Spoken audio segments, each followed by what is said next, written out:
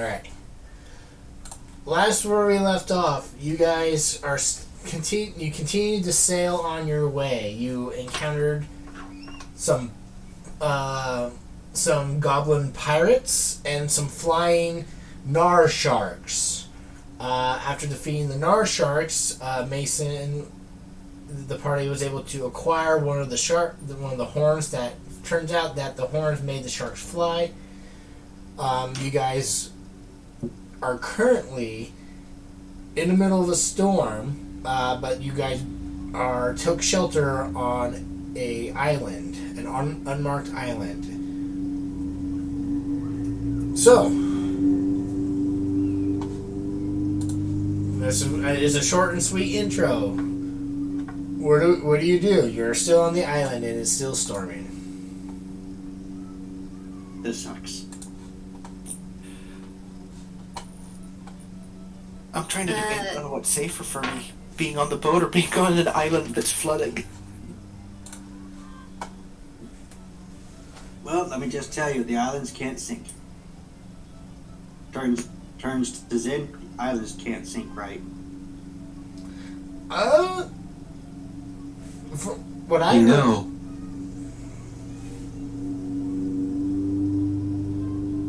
I once heard a tale where there was this small island, kind of like this, but the island was not really an island. It was the back of some giant turtle.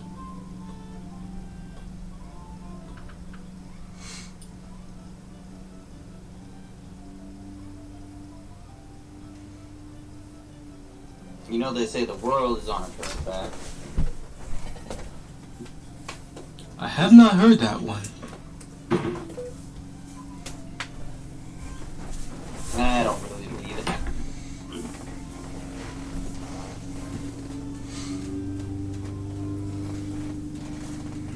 Think we could maybe make some shelter or something?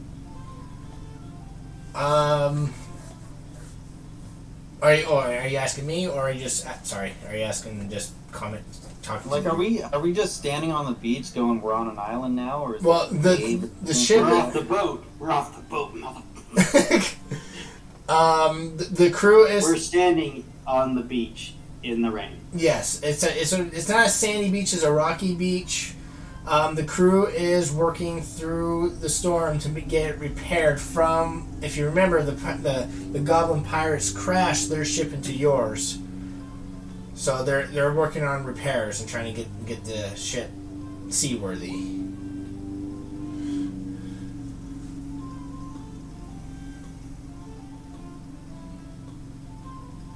Is there a tree line?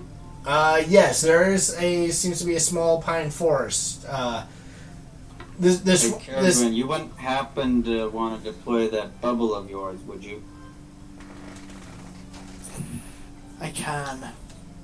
But again, I don't know what is safer for me. Well, right now you're standing next to water, with water coming down on top of you. And we're watching them try and save the boat from sinking. I'm sure it's not that serious, but they are affecting repairs. Can I assist them with the repairs? Or at least try and help with the repairs? You can, but you will gain a level of exhaustion as you'll be working through the night in the rain. Sure, I mean, I've spent the last 3 days, like, fishing. Okay, yeah. If you still want to help, that they will accept help. What do you need? I can make carpenter's tools, wood carving tools, smith's tools. What do you want? They will ask for your. They will tell you what tools that they need at the moment. You know, they'll give you, hey, we need this tool. Hey, can you do this for us? Blah, yada yada. So, and then they'll start hammering away and whatnot. So what is everybody else doing? Well, if Carowin's unsure, I'm going to go sit underneath the trees. Okay. And I'm still going to be miserable. I've done this before, and I didn't like it the last time. I'm going to see if I can find some, I don't know if there's any large leaves or anything with some of the branches and stones. I'm gonna see if I can make some cover, and then I'll take a seat and probably play some tunes. Okay. Give me a survival check.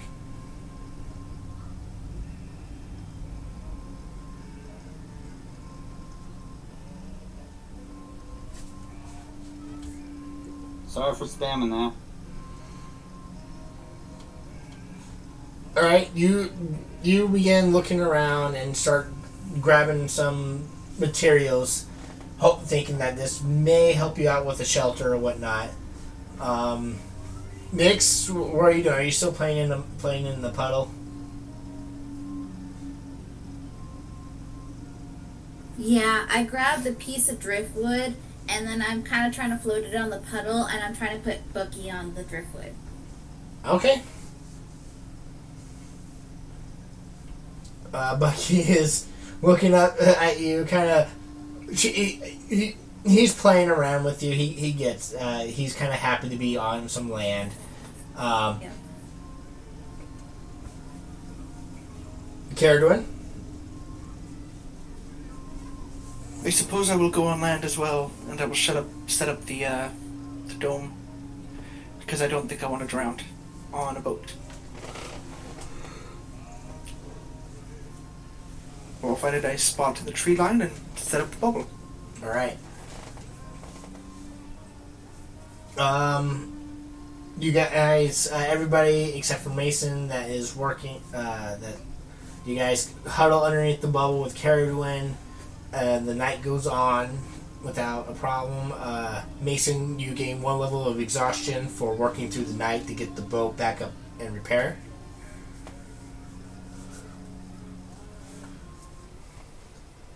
But the morning comes, and the boat is ready to set off. Before we set sail, can I search for like maybe some fruit-bearing trees?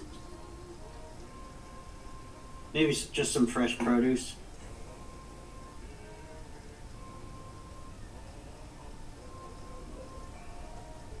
Sure. No? Sure. Give me a survival check.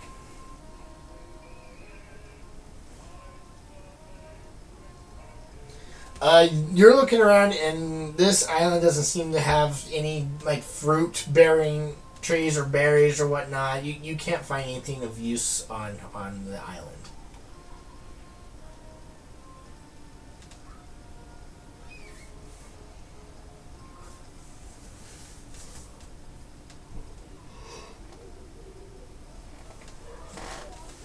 Well, this island was a bust.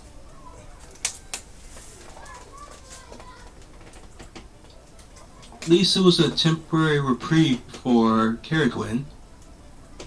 I know. I think she got more wet than when she was on the boat. How you doing, Caradwin? I would like to be at our destination. A desert sounds wonderful.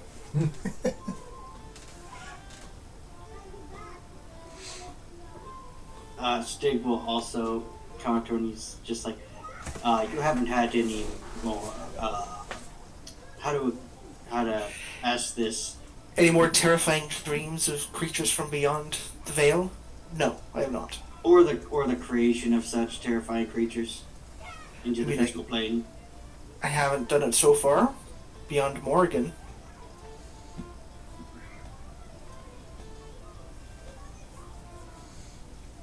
Yeah, Stig pauses when you basically acknowledge that Morgan is one of like these terrifying shadow creatures. Yeah, and I just smile back, knowing what I said would probably disturb you a little bit. Stig just walks away.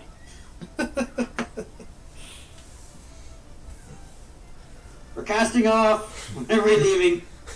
You all quickly gather on the ship and you begin on your way.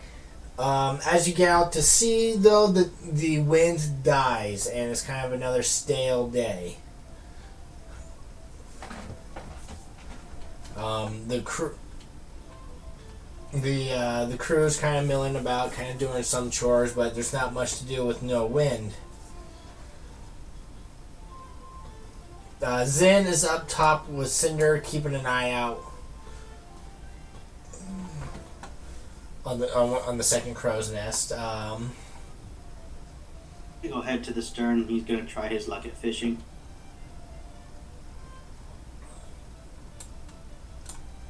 Okay.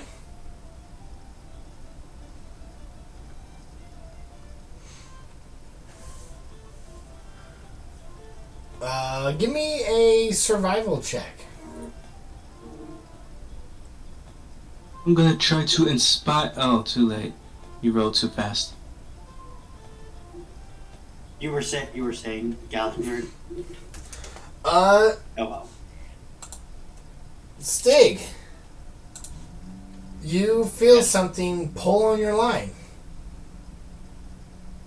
I set the hook. All right. You begin to reel it in, but this thing's a massive fish. It's pulling and pulling, and it's really fighting against you. Mm-hmm.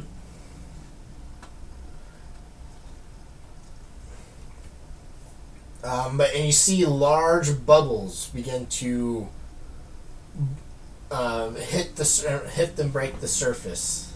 So this thing's massive. Yes.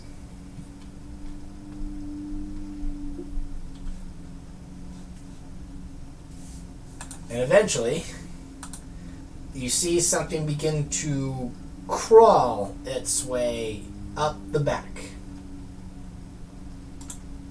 With this large tentacles.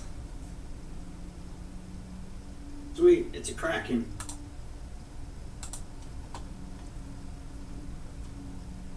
Careful. Remember, the one things have tentacles too. Maybe release it.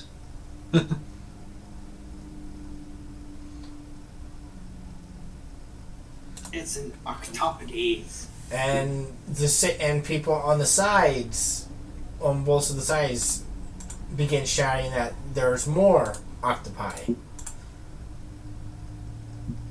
beginning to crawl their way up onto the ship. We're gonna roll initiative. Hit the bell, Gallenford. Am I near it?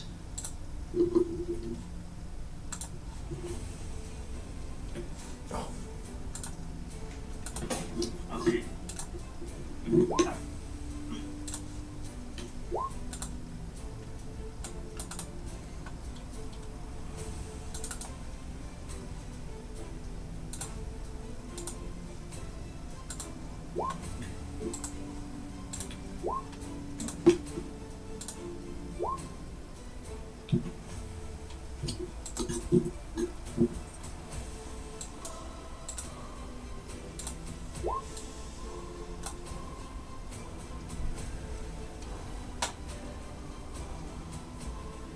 Hey, Nick.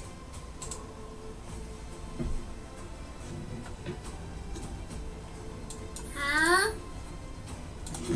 Fetch me a spear, or a harpoon, or that lance.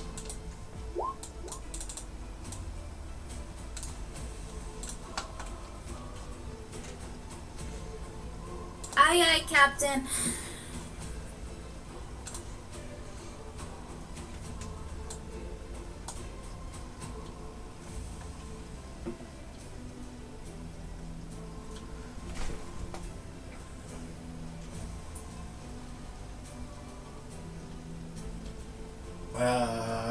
I don't see Mason's initiative.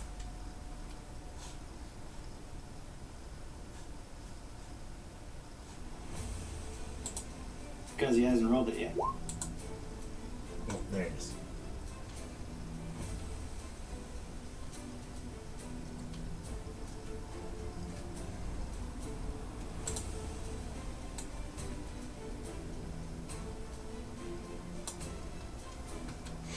Alright. Nix, the alarm bell kind of goes off and people are saying they are under attack by giant octopi. Ooh. Cool, maybe if we catch one of these, I can turn into them. All I know is we're gonna be eating good tonight. I'm a vegetarian. Well, I guess that doesn't mean I don't eat seafood.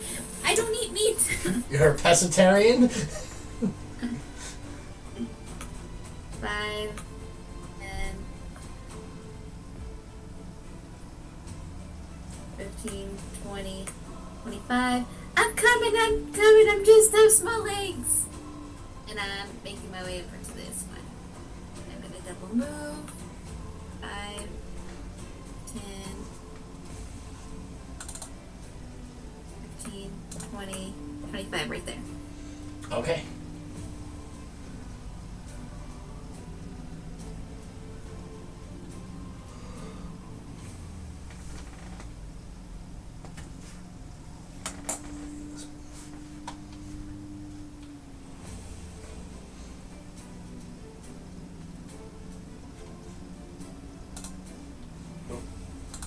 Okay, you double moved.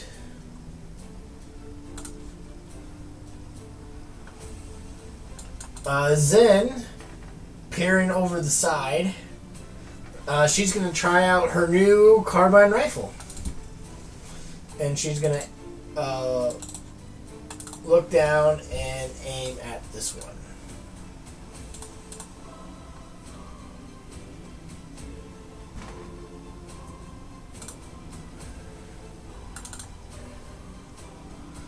Missing.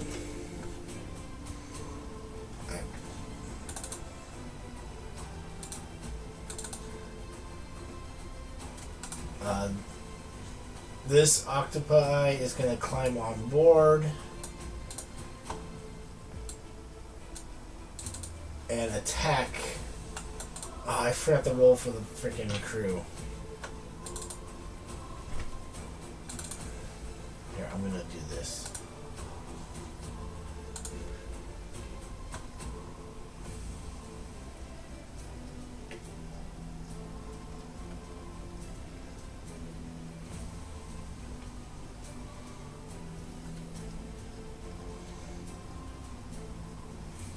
Where is it?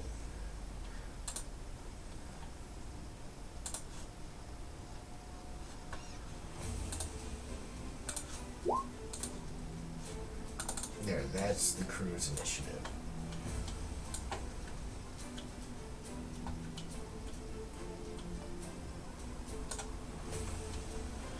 But yeah, this octopi is going to attack this sailor.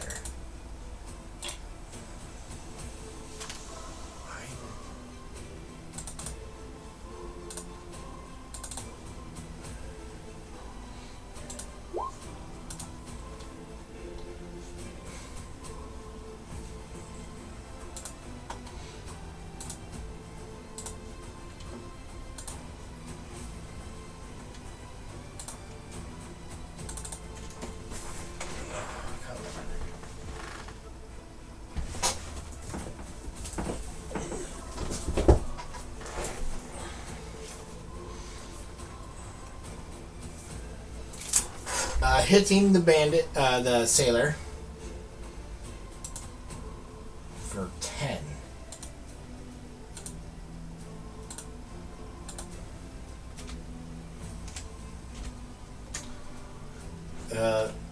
And he is grappled. Mason! Mason's gonna wake up, use half his movement to stand up, use an action to put on his armor. Okay. Okay. This octopi is going to get up to Stig and make an attack at Stig, trying to wrap his tentacles around you, Stig. Oh, that's a hit. What do you mean? I haven't rolled yet.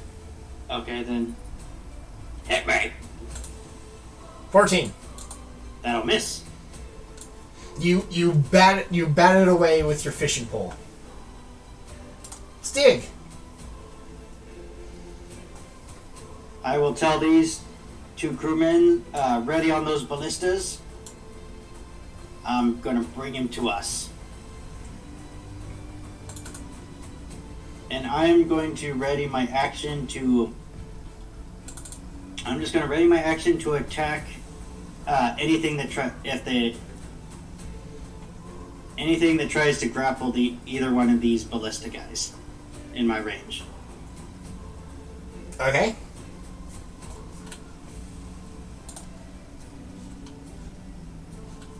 This octopi is going to climb up and make an attack on the sailor, critting.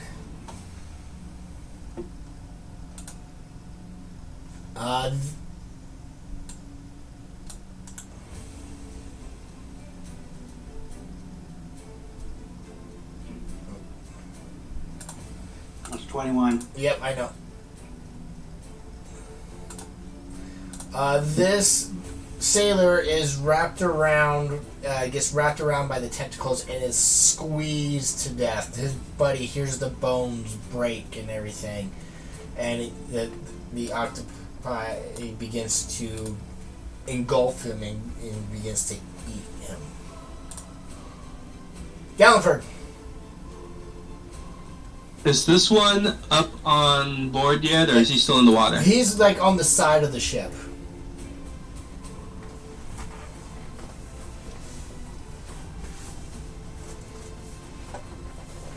Nix, I'm going to help the others at the other end.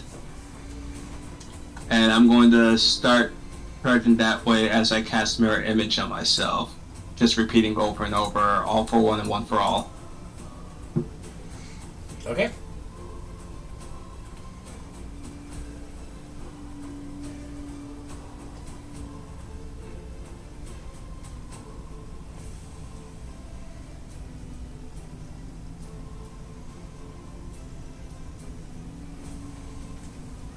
And that is my turn.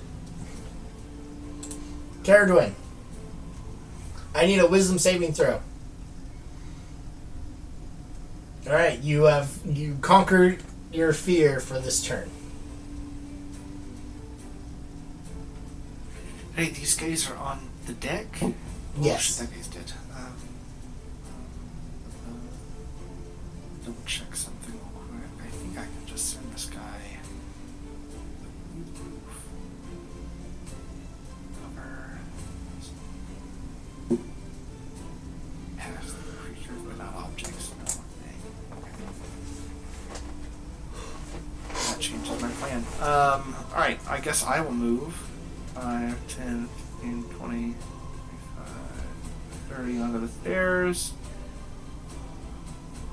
And then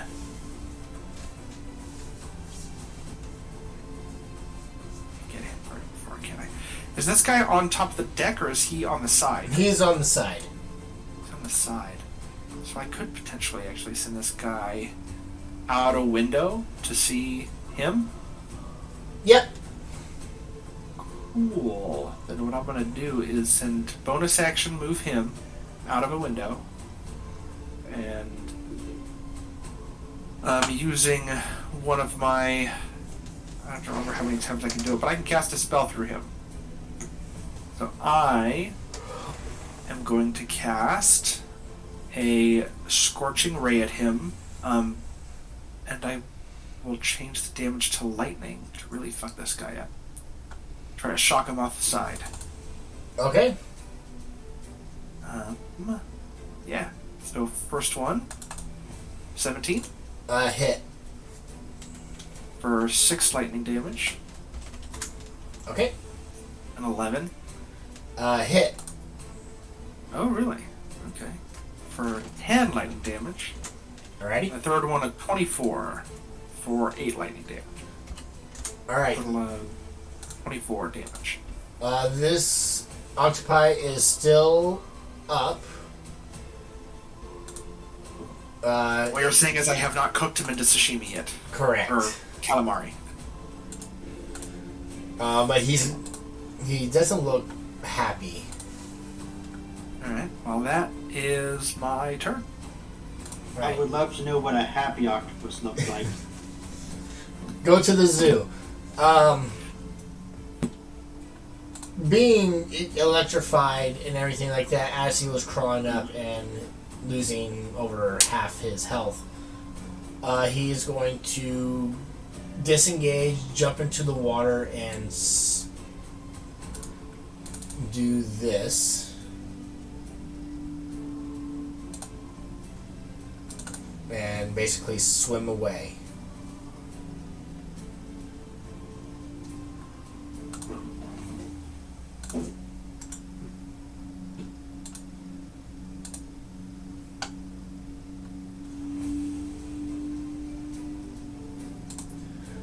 The captain is going to shout his orders to tell his men to kill the octopi.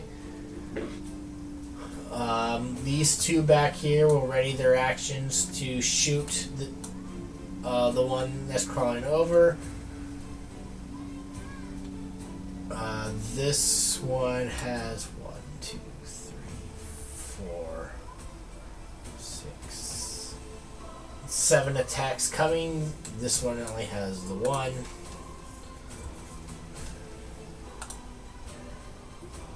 So 1, 2, 3, 4.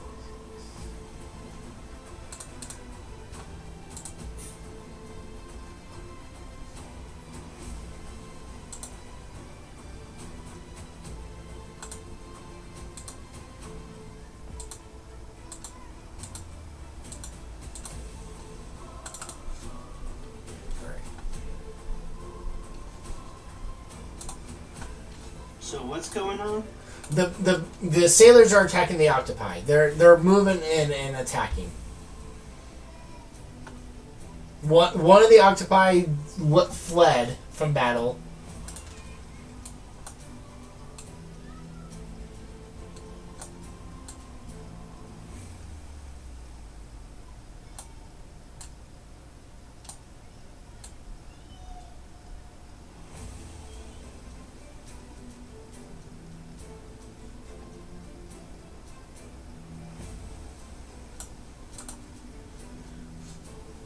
So 2, 3, 4, 5, 6, 7.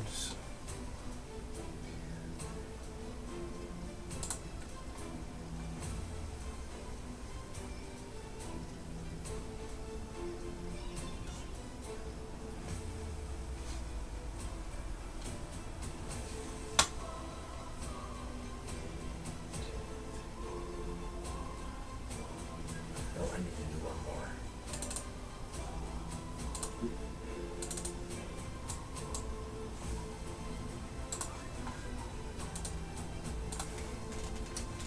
It's fine.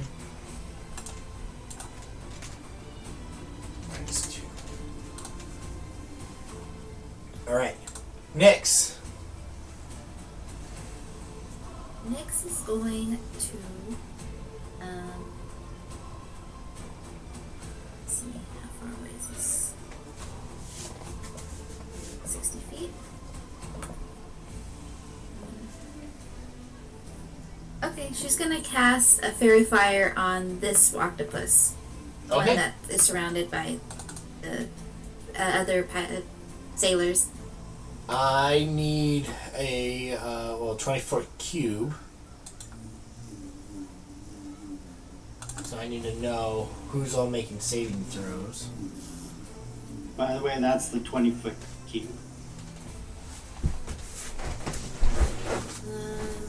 You can get everybody.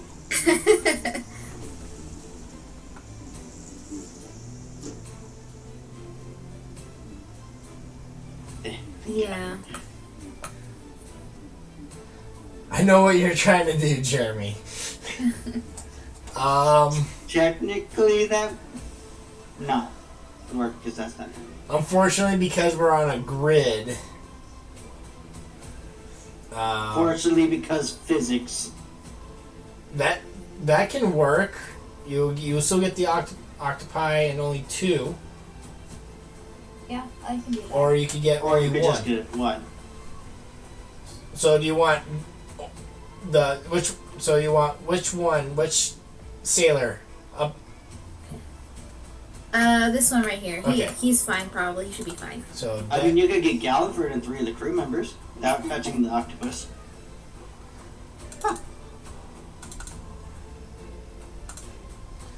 they both failed. So they are Okay. both engulfed in flame and fairy fire. And then Nyx is gonna say, "Zen, get the octopus. It's a. I got a target on it." And I'll stay where I'm at. All right. She's going to try one more time. The repeater. She has advantage.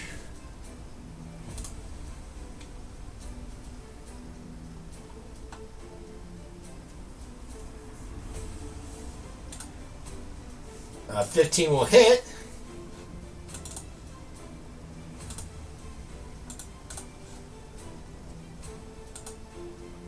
For 18.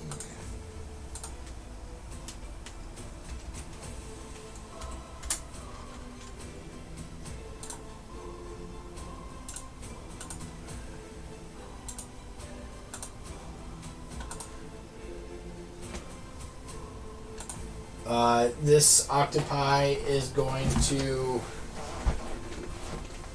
take the sailor that's in his grasp and going to dive into the water.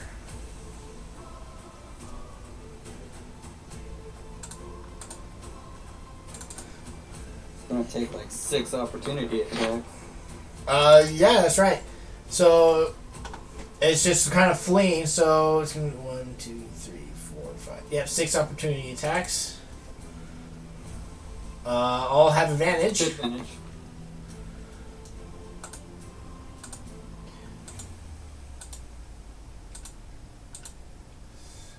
Okay, it hit 3 times.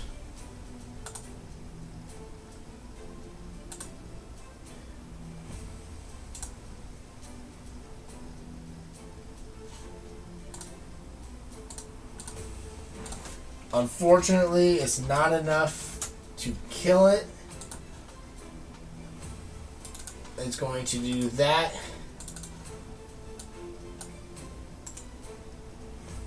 And swim away. Mason.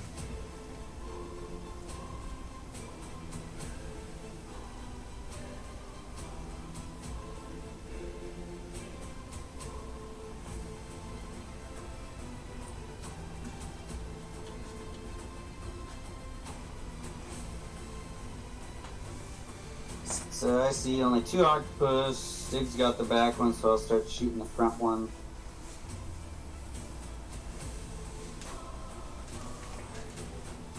And I'm just like, only 2 octopus? What's the big deal about 2?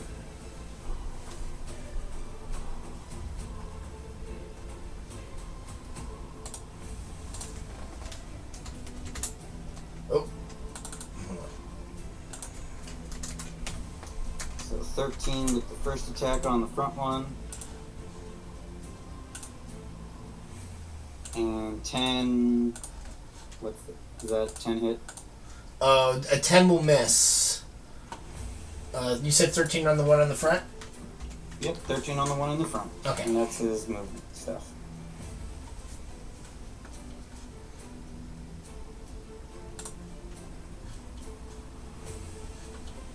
This one in the back is going to climb up, triggering the 2 ballistae.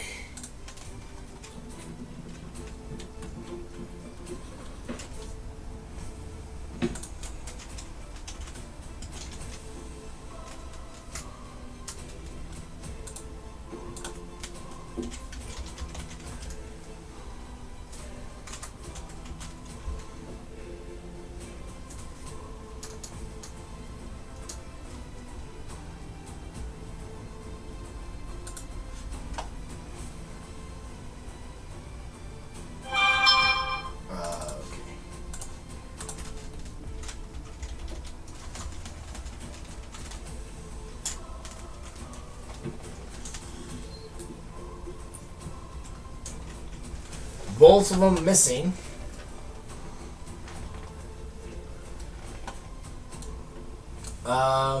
The octopi is going to try to attack you, Stig. Okay, do I get my attack of opportunity? You said only if they were attacking the ballistae, not you. Okay. And it misses. yep. It is your turn, Stig. Okay. Well, seeing the ballista's missed, time to go to plan B. Time to hack this thing up. And I'm going to do it with my reckless abandon because this looks like a monster, and that's what I love doing best.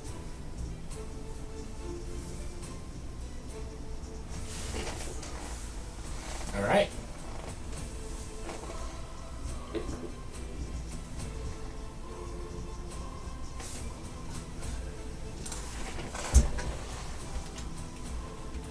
So since Nyx never came back with that lance or thing, I'm gonna have to just go in with my vampire blade. No, my predator sword. So I'm going to swing two-handed, recklessly, for a 13. Hit. 4 slashing. Okay. Then I am going to action surge and deliver a second slash for a 9. Unfortunately, a 9 is going to miss it. Okay. The 3 in the back, everybody in the back is just, you guys are, the tentacles are flailing everywhere. You guys are trying to combat this thing. This thing's trying to wrap around you. It's kind of an even fight right now. It does have 2 arms up on us. Yes. I go next. Weapon.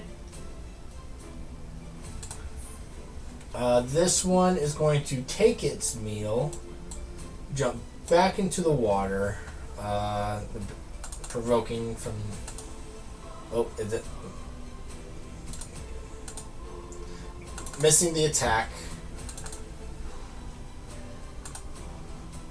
Doing that and getting away.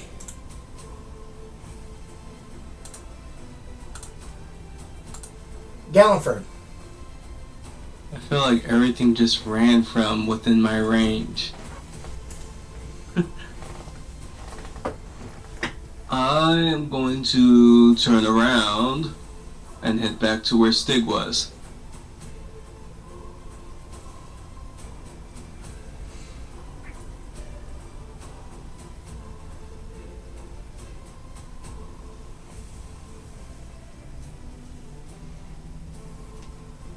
And you know what? I want to stab something, so I am going to bonus action phase step right there and stab this guy twice. Okay. What does your face step do? He moves 30 feet. I know, but something that happens at the end of it. Oh, I didn't add. Oh, yeah, I did. No, I didn't. Hold on. So it happens if someone was within range of me. No one was. It happens before or after you move? Did I not add? So, immediately after you use your face step, 2 creatures within 10 feet must make a wisdom saving throw and be charmed. So, which 2 creatures are you charming? I'll charm the octopus and one of the sailors so he can idolize me.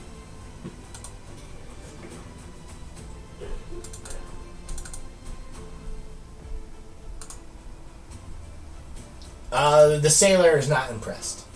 But the octopi sees you in its flashy colors, and you see his skin begin to match your colors as with your natural camouflage.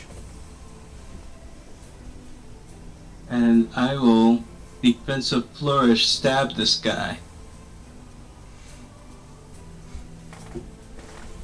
Okay. Hit.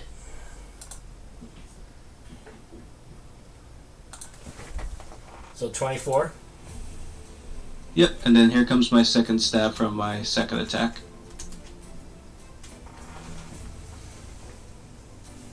Hit. You might want to double check that damage roll. Why am I double checking my damage roll? Because I think it's just rolling 8, not 1d8. Yeah. Well, yeah. Yeah, it's just 8. 8 plus 3. This weapon just always does max damage.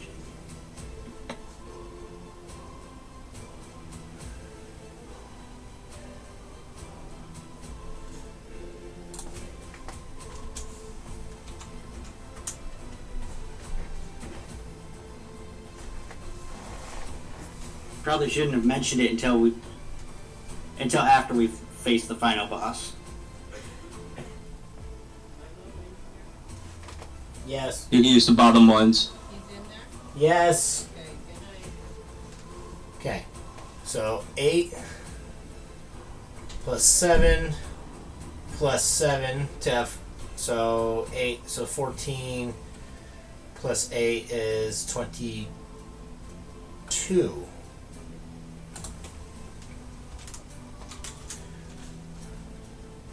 And then 13 plus 4 is 17.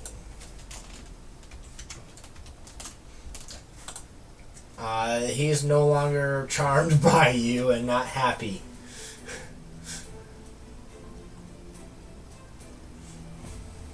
That's okay. There are 4 of me standing in front of him. Do you mind marking It's the your turn. token so we all remember there's 4 of you?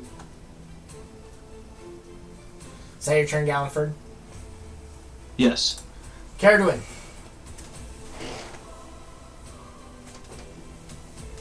Yep, let me roll my save for you. Yep. Wow, that 20 on the first You one. are on the steps, and all of a sudden, your knees lock up. Oh yeah, the boat's rocking a little too hard for my liking. Well, that's... You think the bow is rocking, but with no wind, it's kind of standing still. But you don't care. It's a lot worse when you can actually see the water.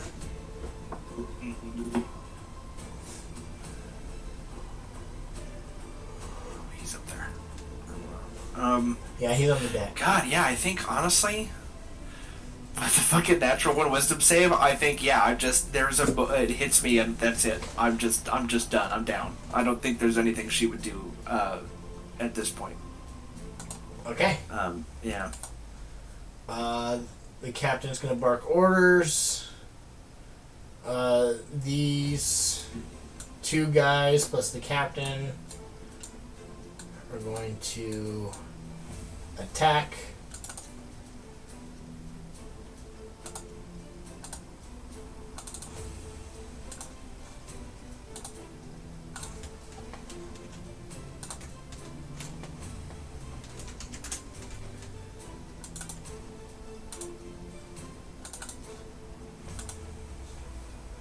Killing the giant octopus.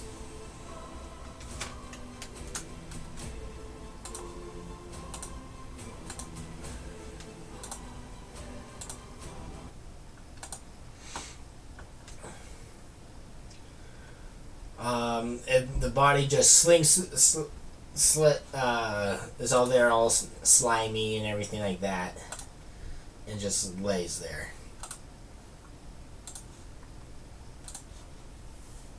I don't really see any purpose in taking anything from this creature. I'll leave that to you guys if you wish.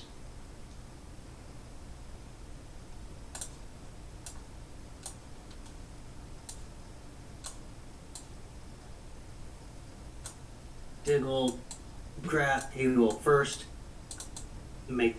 stab it, make sure it's dead. Then he's going to remove the hook and then grab up just huge armfuls of arm. Okay. It's like, I don't know what's for dinner.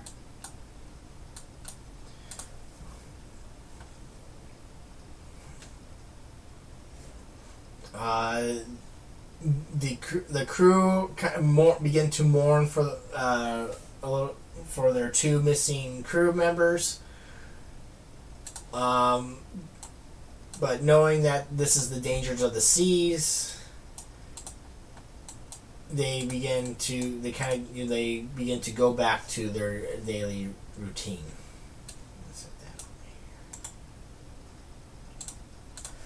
And that evening, you guys have calamari and boiled octopus for dinner.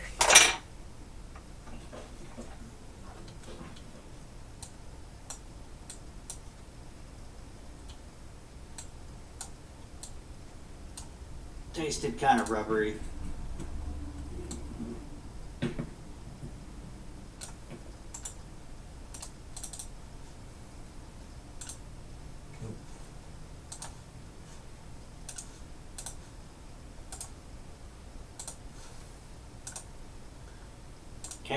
Caradwin, did you get some octopus?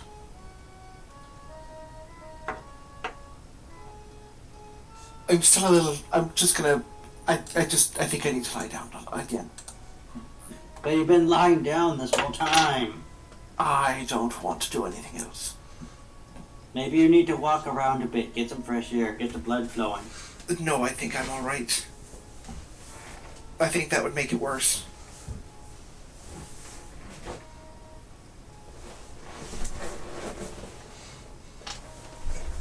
Okay. Next, before they definitely chop it up and turn the food, you can definitely give a once over into the octopi, remembering how it looks for hoping that you can perhaps turn into one of these creatures. Yeah, you can get an in-depth look inside and out.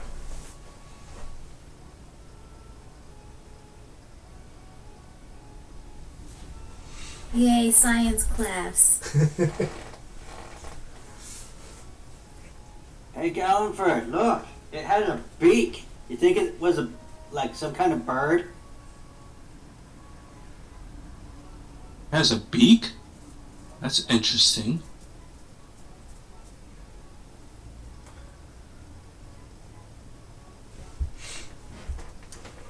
Anything's possible. I mean, there was this horn on the flying shark, and then I remember I had that horn in my pocket, so I'm gonna sit down and look that over. Last time you gave it to Mason to study, and he had it last time. Oh, that must have been when I was gone. And if you want it back, you can take it back. No, that's fine. Yep. Since you weren't here last time, I can tell you that once I get to a workshop, I can use this to enchant something to make you... The enchantment, cast fly once per day, recharge at dawn. Oh. But I need a proper workshop to do that, so...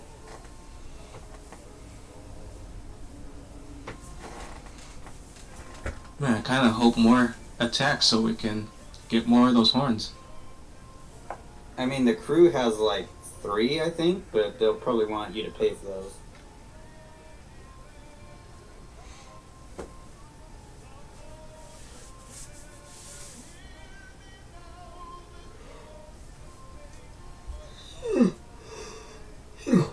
Sorry, excuse me. The day goes on without any more incidents. The next day comes, clear skies, the wind is blowing, nothing of no excitement.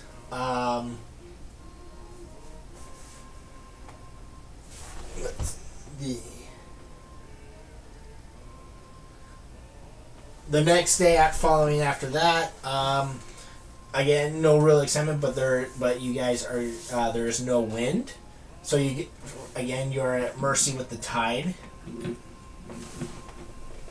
I tried to...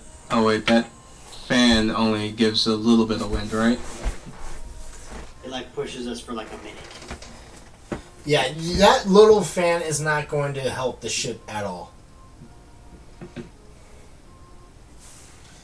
Hey, Nix. Let's see if I can pull up another creature from the deep for you to take a look at. What do you think? Okay. She goes. Yeah, he's going to go back to fishing. Excuse me. Nyx is gonna sit on this arrow Okay. and look over. Stig, give me a survival check. Yeah, Nix, you notice that Stig now has the Gore of Gorthok on his back? Or it's resting next to him.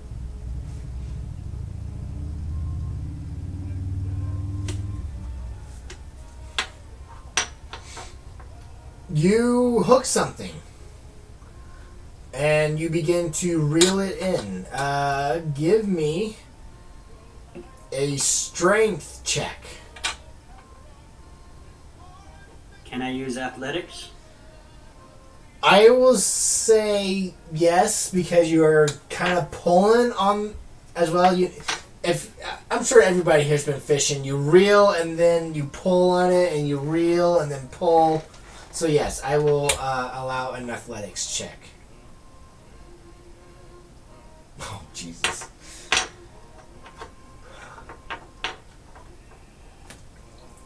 Yeah, you catch a. Let's see here. Tuna. Tuna. Sweet. A nice big sized tuna.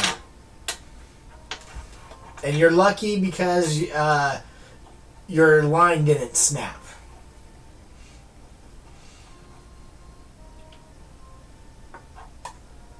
This is monster hunting line.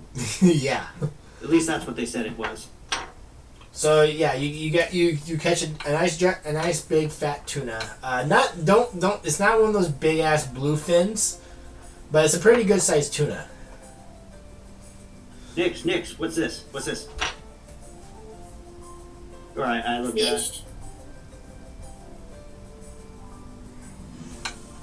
Stig pauses and then he shrugs and goes, well, you're not wrong.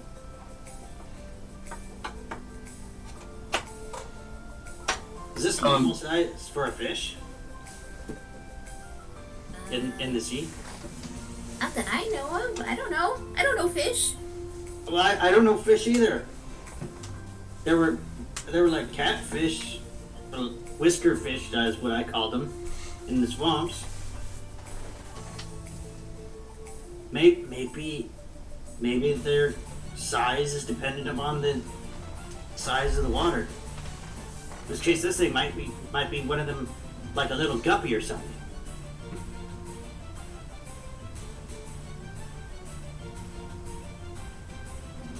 This music is making this scene way too dramatic. Maybe. Ooh, and maybe if we go to a different part of the ocean, they are different colored fish.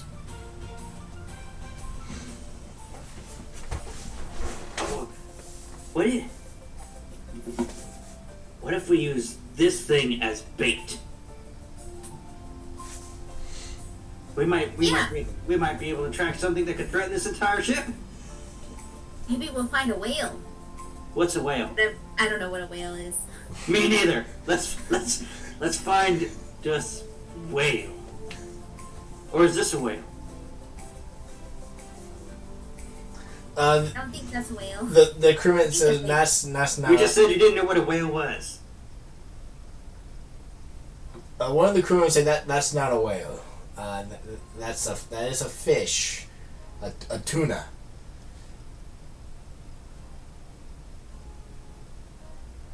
Does it taste good? Yeah, some countries eat it raw with rice. He looks at it. He goes, I'm not that adventurous. But yet I'm sure it'll taste perfectly good fried. you're not adventurous, but you're on a boat going to a distant continent for an adventure. That's different type of adventure.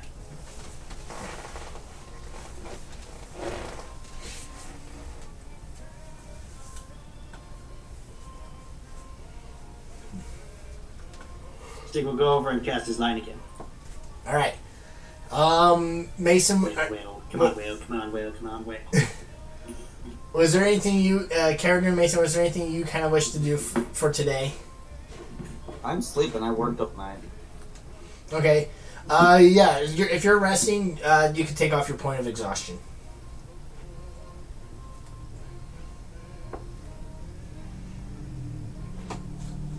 Character, are you just curling up on the ball?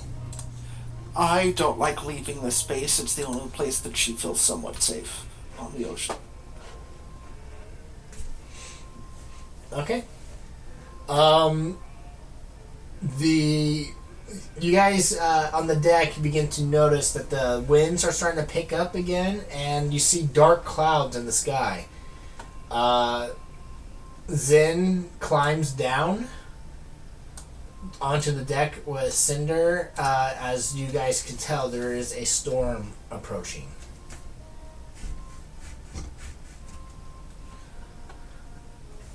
And the next day, it is now storming. You guys are in the middle of a storm. What do they call it? A swell? I can't remember what they're... A swell? It's not a hurricane. A squall? A squall. Thank you. Yes, you guys are in a squall. It's just a little squall. Yeah, the wind is battering down. You got the people up top are being pelted by raindrops.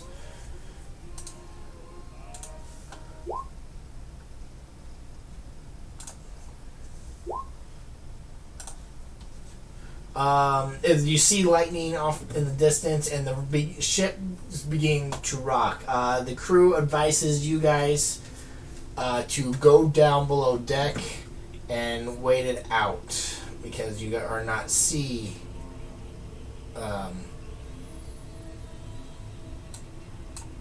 not used to this. So I actually need everybody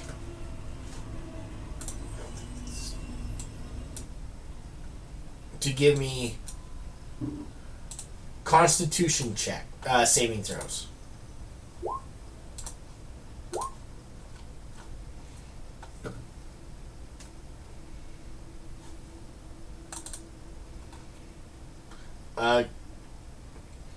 Character. Okay, yeah. I was. Or do you want me to do that with a disadvantage? To roll at disadvantage because you don't like the ocean.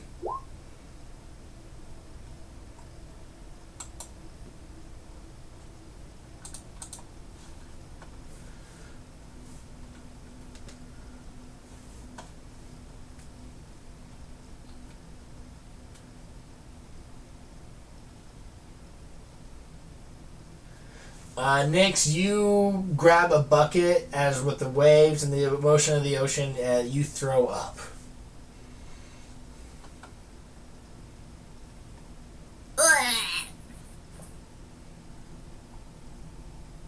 Caradwin, you throw up as well. I don't like this anymore. Can we go back on land? Everybody else, you are able to hold in your lunch for the day. As the ship begins to get rock and rock. And the next, you guys go through. The storm lasts for 2 days. Everybody, give me one more Constitution saving throw.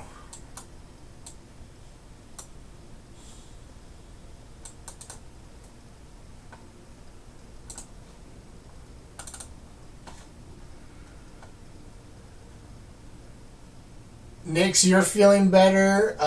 Gallenford, Zen and Caradwin, Caradwin, you hate this. This is like one of your worst nightmares coming to reality, and you are not feeling well, and either it's Galliford or Zen.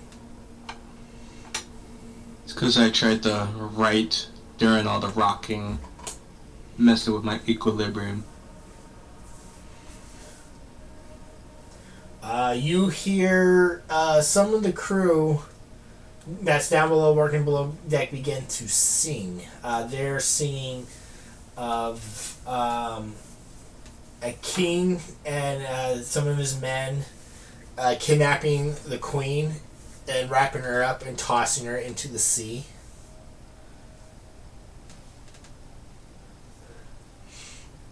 And then they begin to sing about hoisting colors.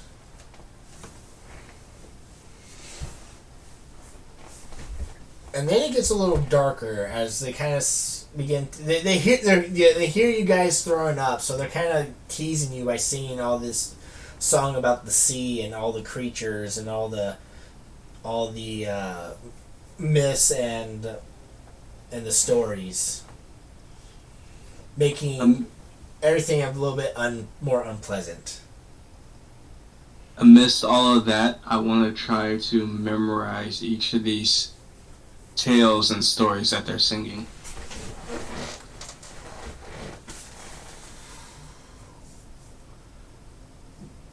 Give me a general intelligence check. See if you can just memorize. Okay. You kind of, even up chucking, you're kind of trying to listen intently, and you're able to recognize memorize some of these songs, and for the most part.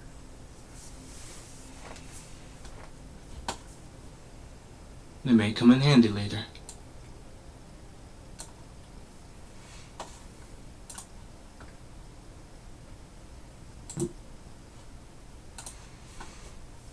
Yeah, some of them were talking about like giant sea creatures coming up from the depths, pirate ghost stories and stuff like that. Slitting the throats of the passengers.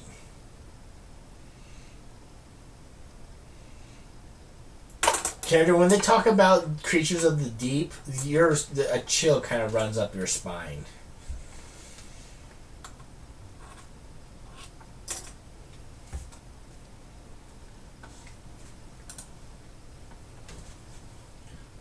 But the next day comes, it is as clear skies, but there's no wind. You guys are now... I hope that storm pushed us along so we didn't have these extra days of no wind without any progress.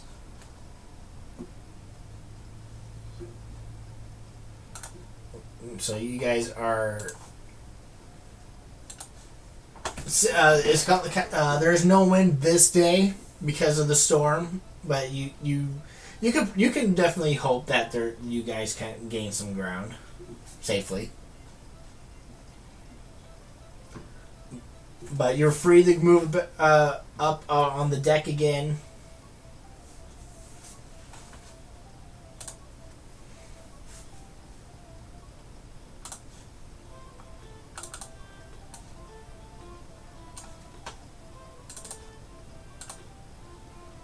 I'll go and see if I can continue my lessons. Yeah, Nyx is gonna try and have Mason throw her overboard again and do the same thing they did last time to learn how to. I'm gonna ask them to elaborate. Oh, sorry, next. So they're gonna chuck Nyx overboard without tying her to anything. No, I said I wanted to be tied.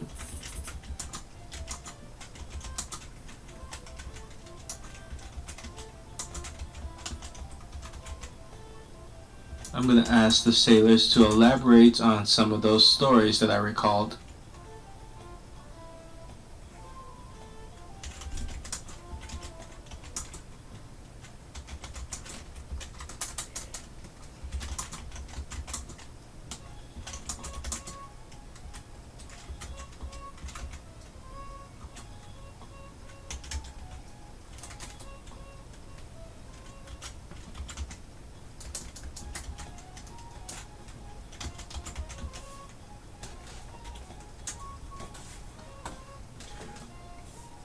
Uh, okay, yeah. So you begin chatting up some of the crew members.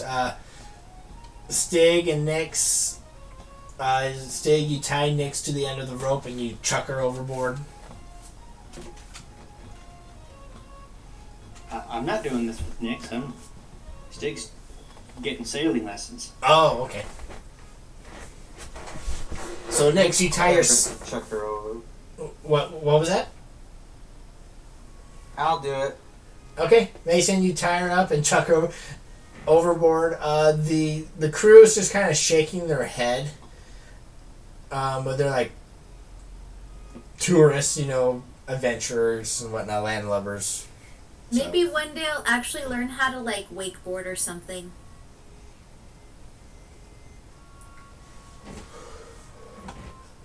Zin will climb back up to the top.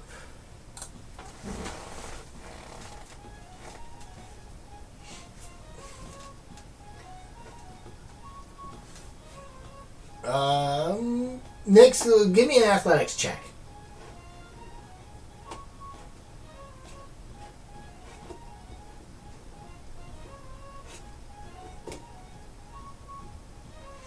All right, you're starting to get the hang of it. You're learning how to swim.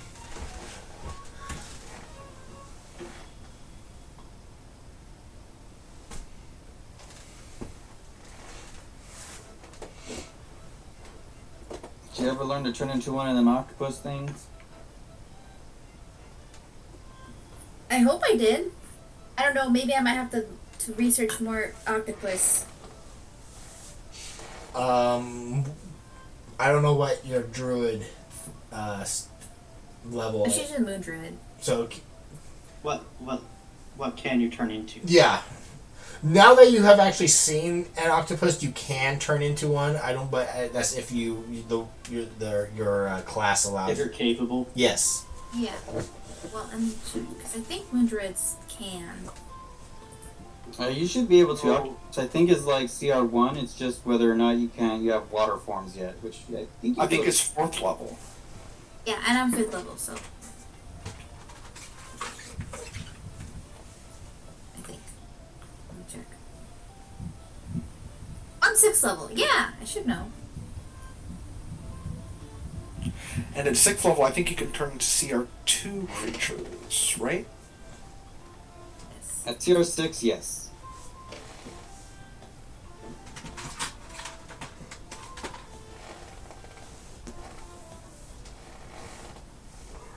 In that case, well, still tied, I'm gonna wild shape into the octopus. Okay. Let me give you access to the character sheet. Next. Alright, it should be in your hand. You should be able to see it now. Mason, you see this giant octopus, similar to the one you saw before, with this time with the rope wrapped around it, and it begins to rise, and it's being playful in the water. Yay! But you don't see Nyx.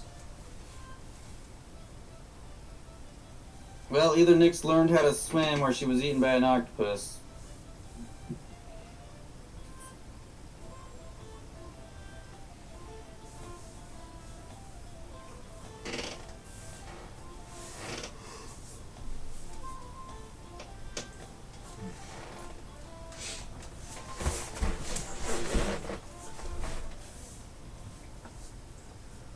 The next day comes. Another normal day, nothing really exciting, clear skies, the wind is blowing.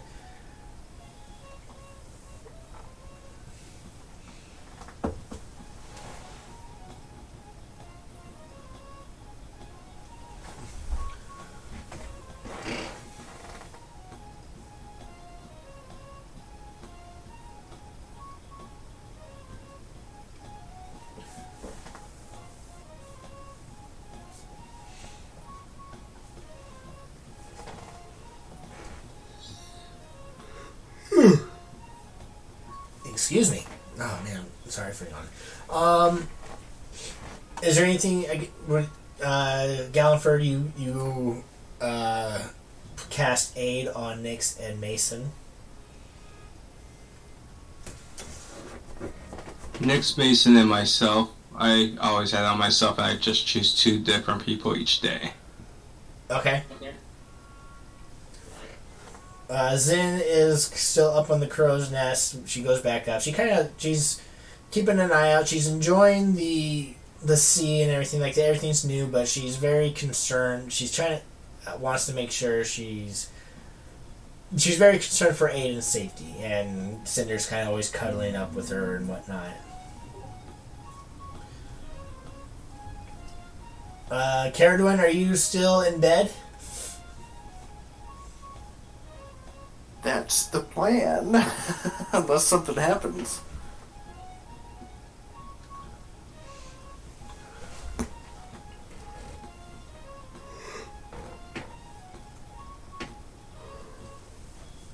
Stig, are you still wanting to learn? Are you still learning some of the sailing techniques? Yeah. Okay.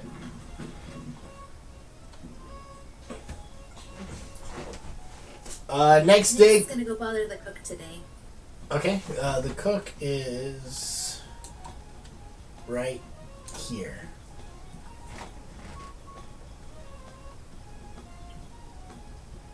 And let me grab Bucky because I want him with me.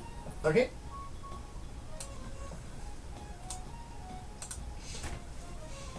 Bucky's kind of looking around. You smell simple stuff. A lot of stews and kind of salted meats and sandwiches and whatnot. Stuff that kind of can last for a while. Nothing. There's no really. There are some fresh produce down below. And you see a lot of oranges and citruses, and every day you guys are required to eat at least an orange to maintain your citrus intake while out at sea. Nyx is gonna bother the cook and ask if she can help out with any of the cooking stuff. He will graciously accept your help if you're willing to help him. Yeah, I don't have anything better to do. I finally learned how to be an octopus. That's great, little lady. Are you enjoying the sea? Yeah, except for that when it was super rocky and then I threw up. But after that, I was fine. Oh, good.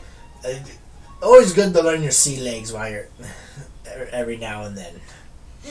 Yeah. He will hand you some stuff to chop up and help you prepare today's lunch. She's gonna ask, so how long have you been on a part of this crew? Chop, chop, chop, chop, chop. Going about 10 years. Oh. No family? Away from, on land? I'm sure I have a squirt or two. Somewhere. Oh.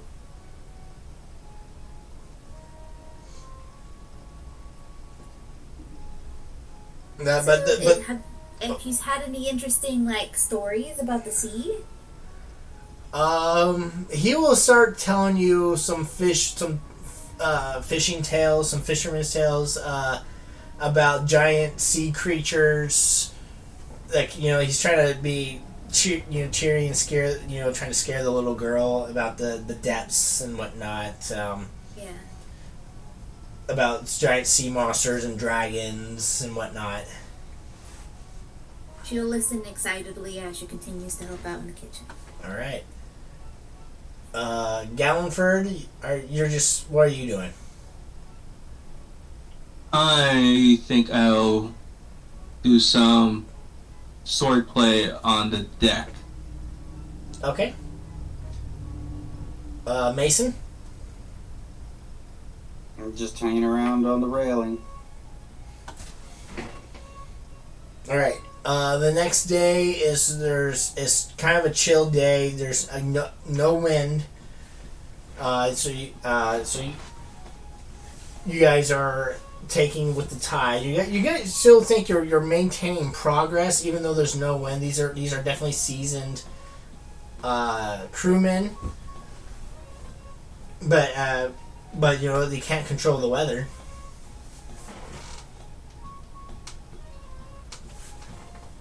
And the following day is the same, but the day after that, the winds pick back up, and you guys are on setting sail and keeping with the wind.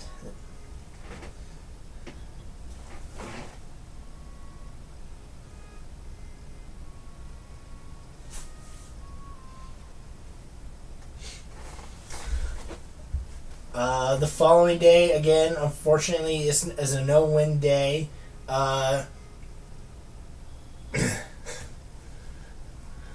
Stig, you still have some tuna left over to fish with, if you so wish to fish on that. It's a dead day today. Nix, you're back in the kitchen, is kind of helping to cook, and he's kind of happy for your company. He doesn't get a whole lot of visitors, except for when they want food.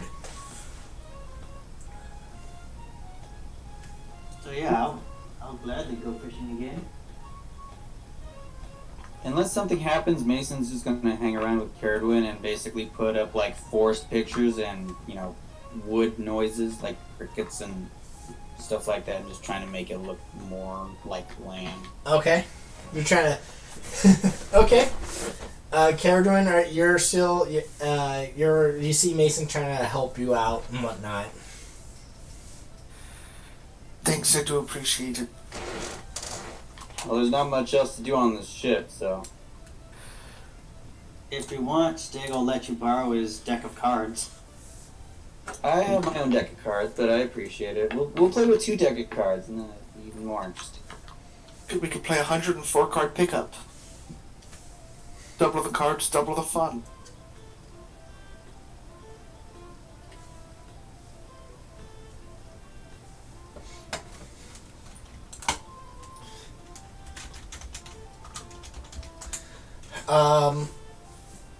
Stig, where are you fishing? Just out the back like I usually do. Okay. You grab a hunk of tuna and you cast it off you cast it off. Give me a survival check.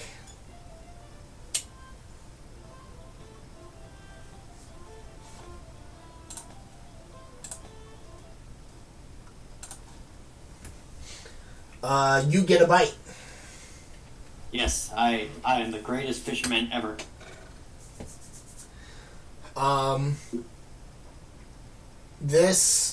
It's a big one. It seems to be fighting you more than the octopi. I will tell the guys on the ballistas to get ready and not screw it up this time. Off in the distance, you see. Has everybody here seen the very old American Godzilla movie where it's he attacks New York? The one where she has babies? Yes. Yes, I love that movie. Yeah, but it's been a long time. I actually like that movie because it's not like Godzilla. They're just like, okay, let's just take the idea of Godzilla, a giant lizard in the city. This is what it'd be like, and everybody's like, oh, it's not Godzilla. I'm like, it's not supposed to be Godzilla. So, do you remember the scene where the old man's fishing on the deck, and all of a sudden he sees the giant tidal wave? Yes, but that's not what we see. That's what you see. Stig. You see. I know. I think we got ourselves a whale. You see a massive shell breach the water and begin to swim its way towards you with speed.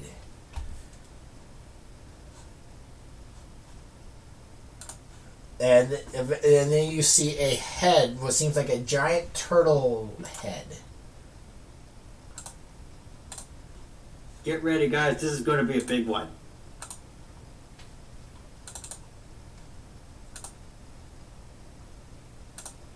You see them being extremely concerned, and they call for the captain. Meanwhile, Stig just watches more and more of this creature rises, and he's more and more like gleaming, going, "I am the greatest fisherman ever."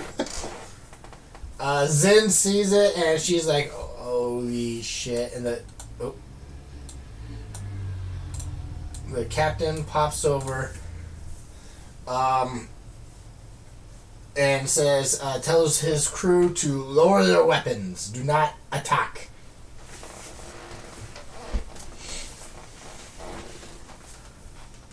Something wrong, Captain? If we anger the beast, we may be going to Davy Joe's locker. I don't know what that is.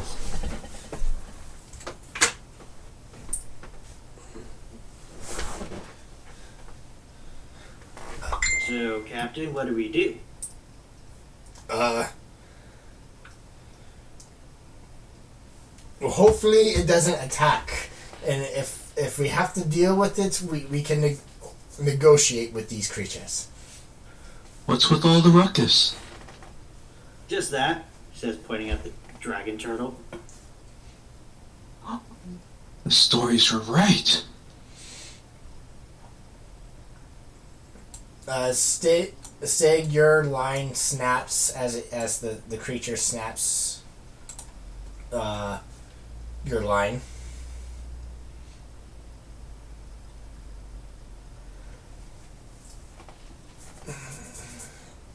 And I don't really notice because I'm still watching this thing. And it's just kind of staring up at you guys and kind of waiting, seeing what you do.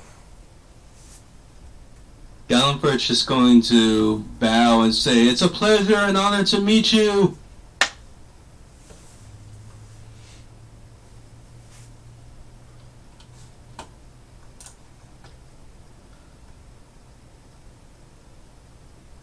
Maybe the tales weren't right. I thought they could talk. Oh, they can talk. It's just seeing what. It's just waiting to see who makes the first move.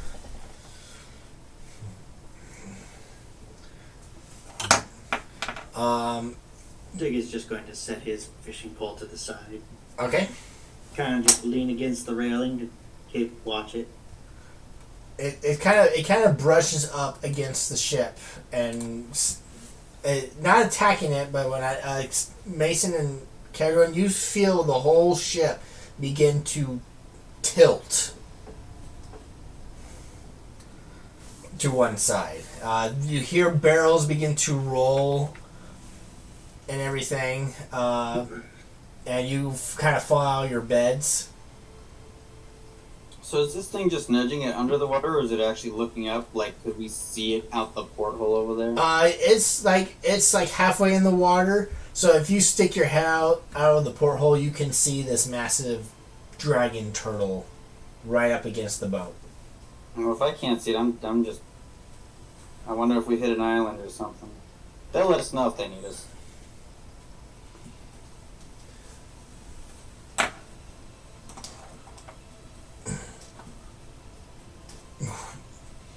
What are you doing in my waters?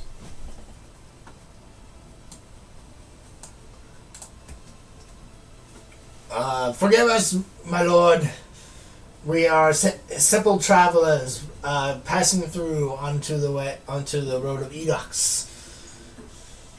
We did not mean to disturb you and intrude.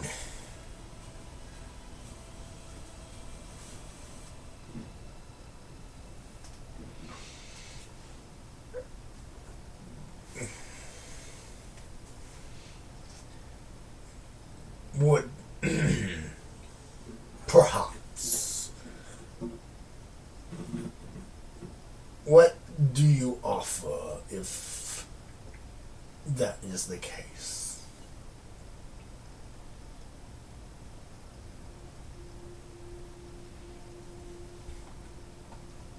Do you like stories? He kind of looks. The turtle it looks at you and just kind of snorts. No.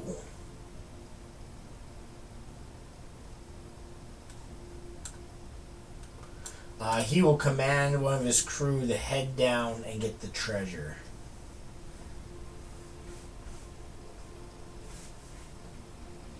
Oh, I see.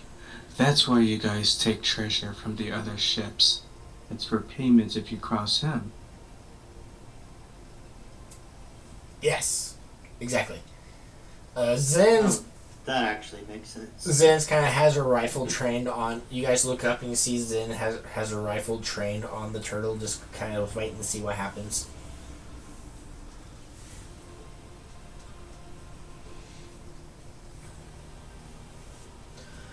Eventually, the crew, you see two crew members come up with two chests. My lord, if you please excuse our intrusion, we offer this in tribute if you allow us to continue pass through your water safely. And they show him the treasure. It will suffice. And the crew shut the chest, lock it up so nothing spills out, and chuck him overboard. And this turtle and this dragon turtle will descend into the darkness.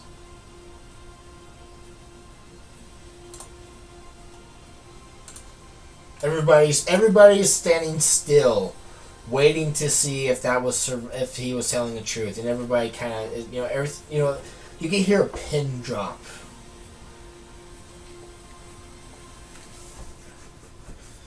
And everybody breathes a relief of fresh air, and as nothing happens to their boat. You guys can, in that silence, you guys can hear from down below just like, jungle noises. And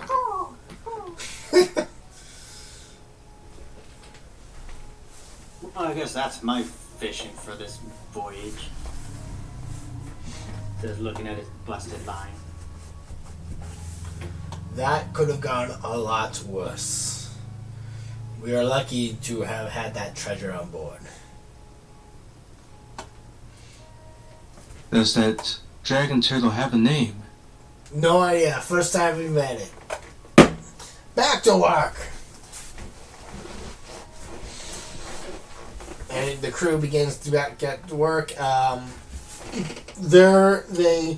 The wind kind of picks up a bit, and the crew is like hurrying to get as far away from this location as possible. Jake's in a little slump because fighting that dragon turtle would have been probably would have gone down in legend as in Monster Hunter legend. One of the great shelled sea beasts. Galliper's gotta go downstairs and try to help distract Carrotwind by telling her about the dragon turtle. Carrotwind, you hear Galliper tell his story about a giant, massive sea beast coming up and threatening to destroy the ship unless he got paid in treasure. Now, are you sure it was a dragon turtle and not just a dragon pretending to be a dragon? No, remember when I said that some islands are mistaken for giant turtles? Well, yes, the thing was massive. It had a turtle shell. It spoke. It apparently does not like stories. It only likes treasure. Sounds like a dragon to me.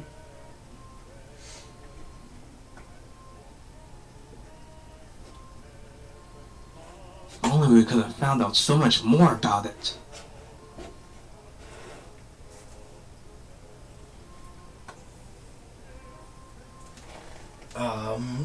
Zan's is slumping up against the pole. Stig, what are you doing with her? Are you just chilling? Yeah, I'm just chilling with her. Okay. We don't need to talk. Next, you come out you see out of the kitchen. You don't know why this boat was tipping, but you definitely heard the crew mention that there was a giant dragon turtle. Oh, I missed it. Oh well, I got this apple.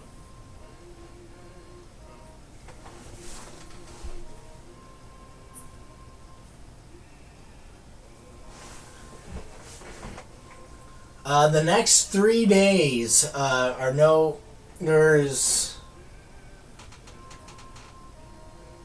is of clear skies. You have wind to your back, to the sails, and it is there's no more excitement for the next 3 days. There's so to speak. Everything's kind of going smoothly and whatnot. But on day 25, the lookout on the crow's nest calls out that he sees land. He calls out there is an island. Anything interesting about it? It is more sandy. It's you guys are getting you could definitely tell in these times that there is a climate change. It's getting a little more warmer, almost a little more tropic, so to speak. So that if you go out and look when the crew member calls out, it is definitely more of a sandy dune-ish beach. Not a huge island. But not really a small. It's kind of a medium-sized type island. But it's not mainland. It's not Edox. But you're definitely getting close. Well, if there's nothing interesting about it, skip it. Keep going. Yep, we look at it graciously as we sail by. Wait, but I wanted to have a picnic over there. Maybe we can relax over there. I thought you were on a time limit.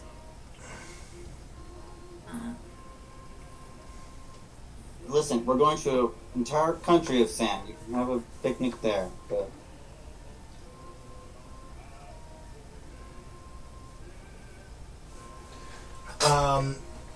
However, he does also call out that he does see more dark clouds off in the distance. A storm is coming. We must stay during the worst time of the year because half the time there's no wind, the rest of the time is storms. Oh, we can ask the captain if that's normal.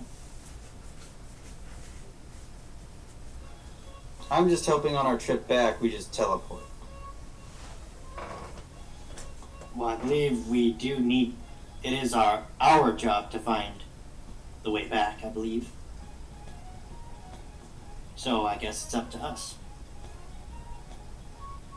But with Mason bringing that up, I'll ask the captain if this is normal weather for this time of year. This is pretty typical. The storms are definitely unexpected. Go ahead. Is this seasonal, or this is just how this sea is? It is definitely seasonal, and where it is location as well, meaning on the geometry. Just because we're having storms up here doesn't mean that there's going to be storms down on the other further down the continent on another part of the world. It's location and seasonal. It's a mixture of both. Yeah, it's seasonal for this area of the ocean. Yes. It's getting colder, I will say that. Fantasy, no need to explain it. Yeah. 'Cause it is. He definitely is getting more fallish weather. The next day, you guys are in the storm. You guys are again hunkered down below deck.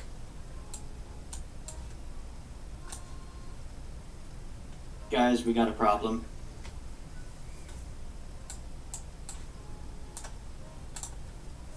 I think the What's problem that? is that we're still on the ocean. Problem is I only count 96 cards.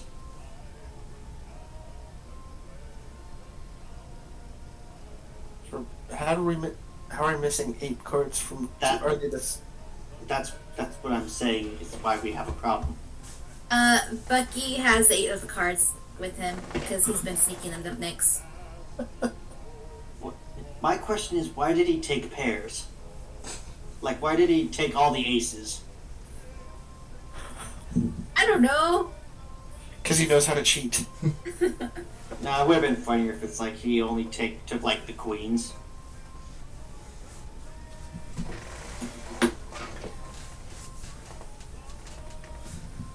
Since you guys are in another storm and don't have really seaworthy experience, I need Constitution saving throws.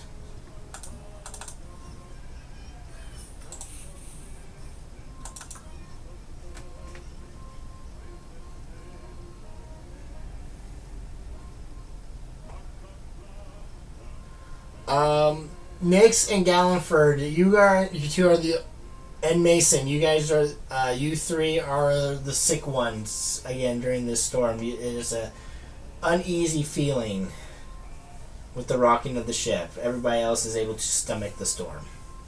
Even Gallenford?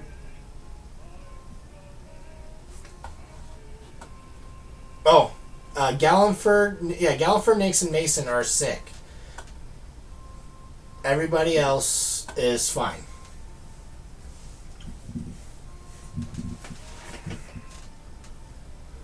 And with that, we're going to take our quick break.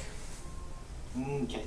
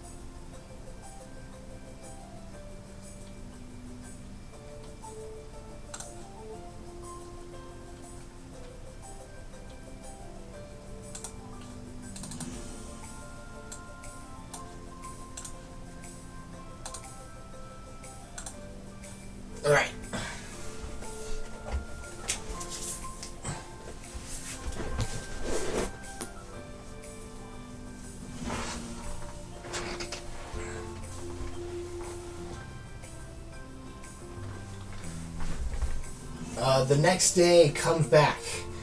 It is clear skies. The wind is on your side, and nothing exciting happens for the day.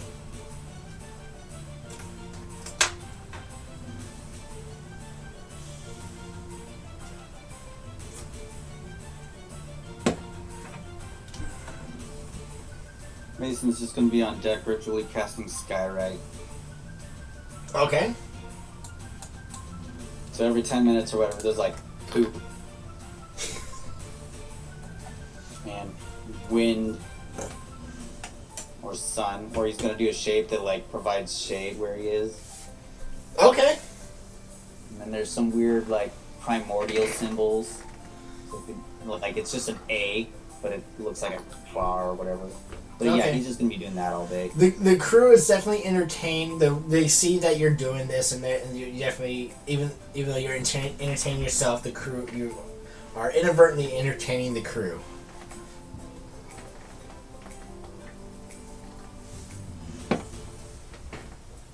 Zen goes back up and keeps her watchful eye out.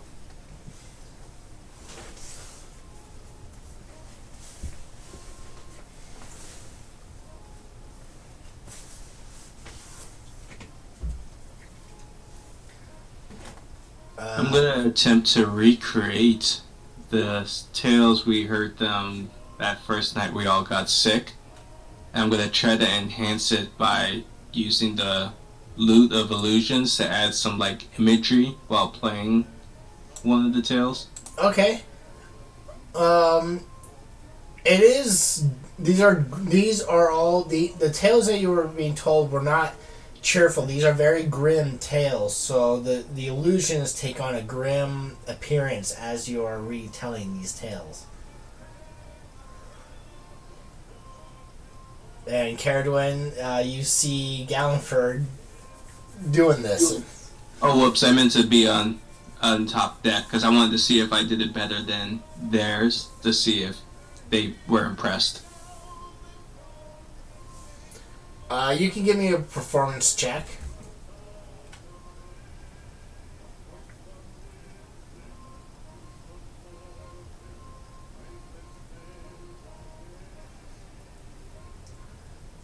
These hardy sailors are impressed with your imagery and your recreation, your retelling of the stories that you have heard.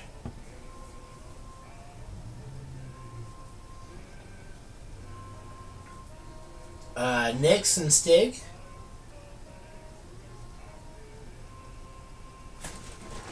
I'm gonna help Stig if he wants to go fishing. I want to help him fish.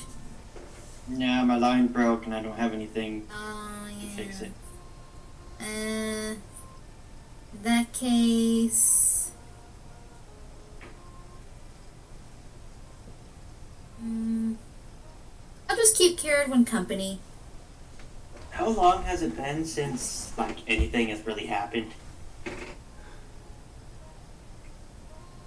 How long ago was it since we fought the dragon turtle? Or could have fought the dragon turtle? It's been 6 days since the dragon turtle.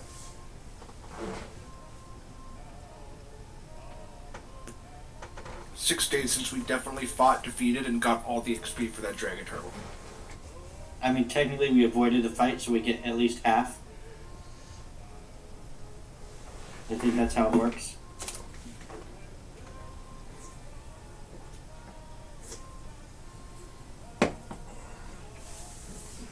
I guess Stig is just... He's just gonna wander around because he's getting bored. Alright. Stig, I have an idea. What? Yes. We're both skilled fighters, swordsmen. Want to have a friendly contest? And I'll see if I can find just 2 sticks instead of our actual blades that we can use. Stig will grab one of the oars from the boats. This feels like the right heft. I'll see if I can find something slimmer that is close to the rapier.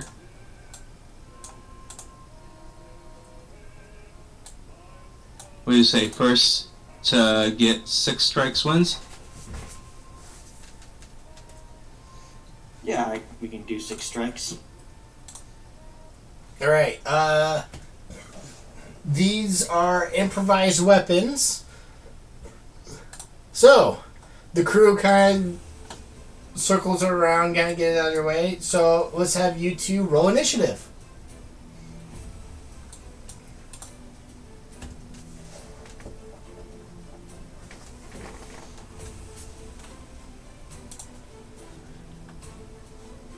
All right, Galliford, you go first. Oh, I didn't roll yet. Yes. Well, you had a 21. That was my performance. Oh, okay. Oh.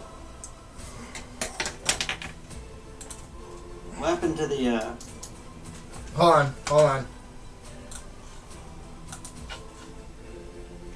on. Since you both tied, both of you roll again.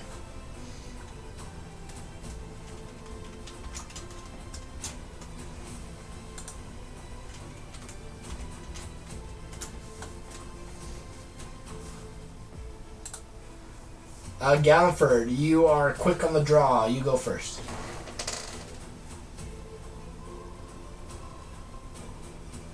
I'll dash forward and... Oh, if we're using improvised weapons, what should we roll for this? You're not proficient, so you would... I don't know if you're proficient in improvised weapons, but you have... since you're using, like, trying to mimic a rapier, I would say your dex modifier. And I'll rush in and pretending like it's Mistral, just thrust forward towards Stig's 6-pack or 8-pack, whatever it is.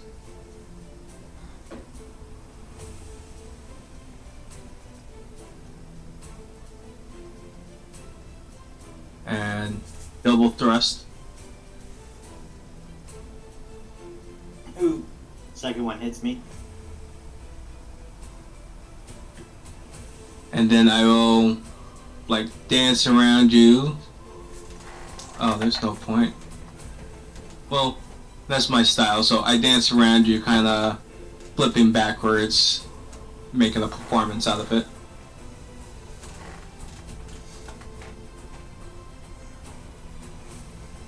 Alright, is that your turn? Yes. Stig. Alright, Stig will take his stick and he'll try and keep up with you.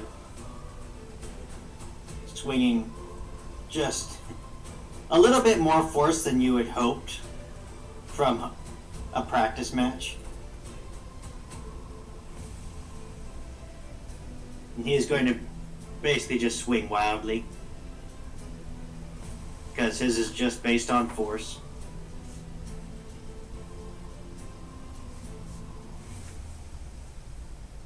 $17. That'll get me. Then I'm just gonna action surge. Come at you again. For 60. That one will miss. Okay. Galliford.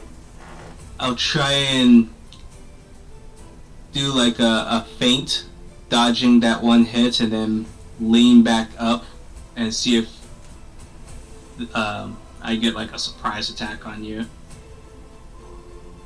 Well, his style doesn't really focus on defending himself.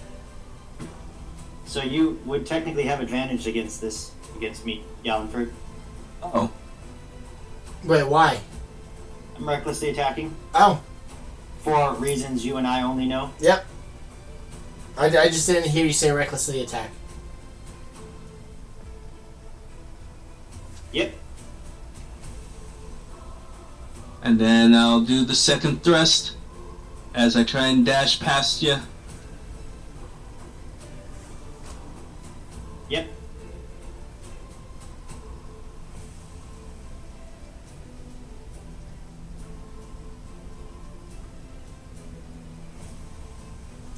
and Go then again. just spin and hold the rapier up at you, kind of Okay. waving. Do I get an attack of opportunity? Nope, mobile. Okay. Stig.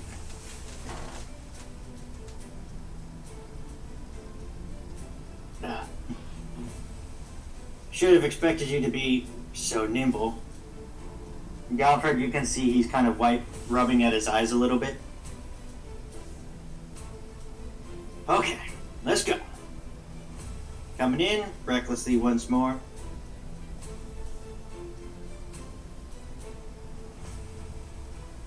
And misses Misses. once more. Okay. Galliford. I'll try to circle to your back and just stab, well, thrust towards your back this time.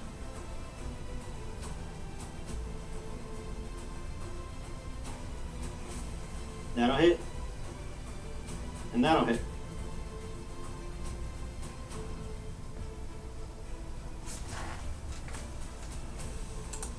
Are you going easy on me?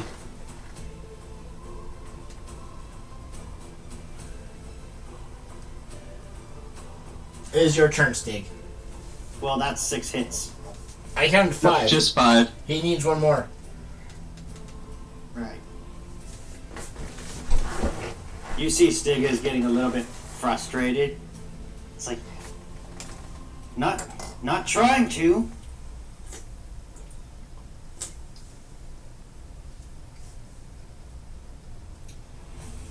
He'll come in, and this time he'll try and be a little bit more cautious.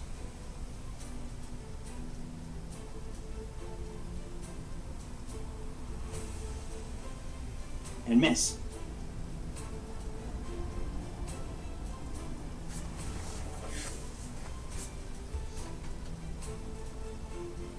I like try to roll as you do that cautious attack, and I'll just pop right back up and see if I like score right at your abs again.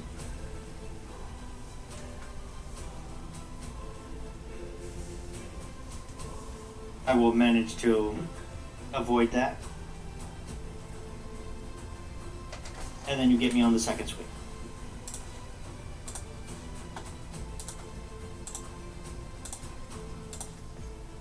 From all the hopping around, Gallenford is kind of just huffing and puffing. It's like, we gotta do that more often. That was a fun workout. Yeah.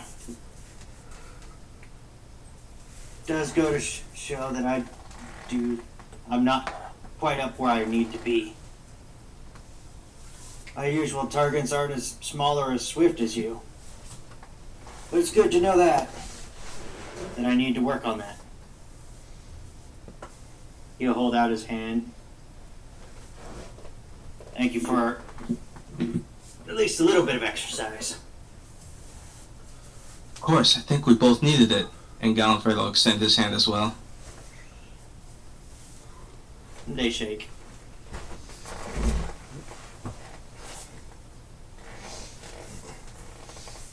Alright. Nix and Carowin, what are you doing below deck?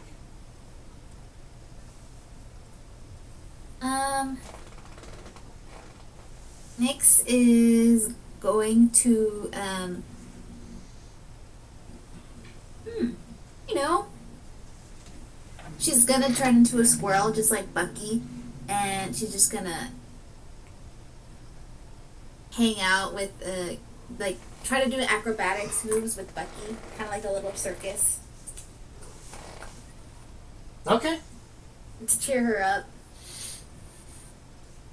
They're tight roping on the hammock, even though, like, they're not going to fall or anything. Like, on the little line that's connecting to the post. Alrighty, yeah.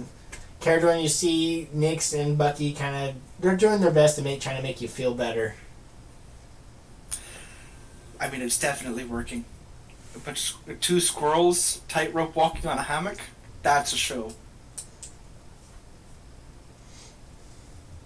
And then Nyx is gonna feel a little bit brave, and she's gonna chitter to Bucky, and she's gonna have her hook her knees, and then she's gonna be like upside down, and then she's basically coaxing Bucky to grab on. Okay, he does. And then she's gonna swing and swing and swing until she gets enough momentum, and then try to get him to go like to spin around as well. Like what I'm doing is like those one things where they're like, I don't know what, trapeze. Yeah, we're doing trapeze. trapeze. Okay, yeah. So you do a little trapeze circus act for Caradwin, and Morgan kind of jumps in and trying to play with you guys as well. Yeah, that's what I do for the rest of the day.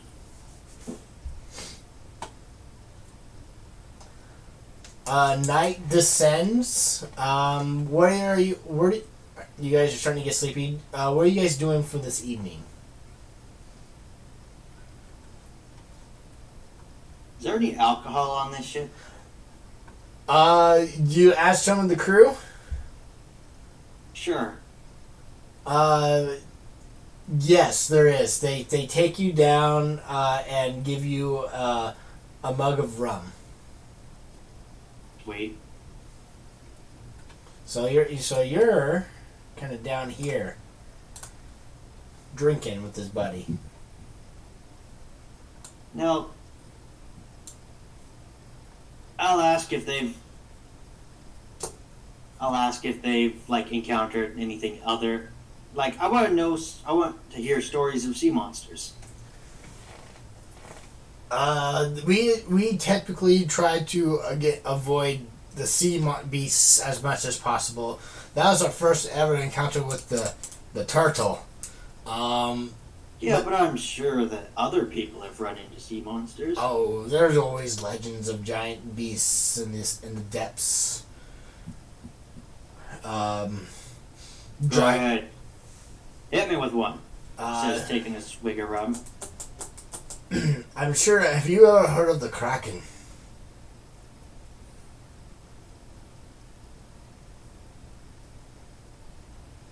I think I've heard some rumors. Nothing definitive. Supposedly is one of the first sea monsters. Is one of the alpha titans, if you will. Sure, there are smaller kraken every now and then, but the true kraken, now that's a real beast. Has Stig heard of the true titans? You can give me a history check. And you could the DC will be lower because this would probably be something maybe this Hunter Slayers Guild. It's those legendary hunts. Exactly. This is like if you were ever to run into like an alpha, into the Titan. It's the one everybody wants. Yeah. The hunt of a lifetime. Because either you come back with that trophy, there's nothing bigger to hunt, or it kills you. So it's the end all hunt. Alright, my history check. Yes. Here it goes. Yeah, you know of. You think he's talking about the original Kraken Titan. The Kraken. Yeah. There's some weird little symbols above a few of the letters that over generations have kind of gotten rid of.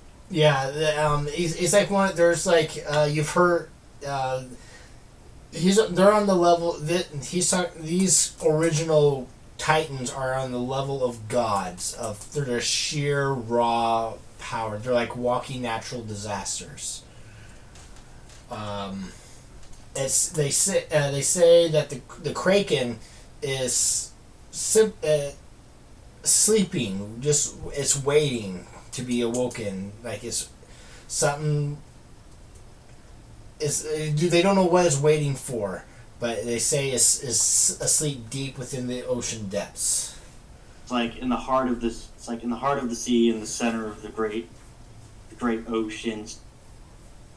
In the bottom of the, in the hole in the bottom of the sea, lies the kraken who slumbers peacefully, or something. Yeah, and there's also telltales of a leviathan of the same, like the leviathan. You know of smaller krakens that are as large as the ship you're on itself, but you believe those are it's children that that It's are like Stig has heard stories about the krakens, and then they tell him the stories of the Titan kraken, which is basically like 5 times, like supersized what he knows. yeah. And then he goes on to tell a story about another sea beast, one that is not of this realm. It goes by the name of Dagon. It's a monster I've probably never heard of. This is nothing you have ever heard of, and he kind of goes on that this creature is almost of a relative of some sort, a subordinate to a either bigger squid-like being, but these are just tall tale stories that he's kind of heard of before, and he's just kind of passed them along. He doesn't really believe them. Well, Stig is enraptured because half of his life is just stories, and the other half was living those stories. So you're down below drinking, telling stories. Gallenford, are you up on deck all night? Just for some of the night, just playing some soft tunes on the lute with little illusionary fairies just hovering around me until I get tired, and then I'll head back down. Okay. Mason, Nix, and Caradwin, are you guys kind of going to bed this evening? Yep. Okay. The crew is kind of sleeping.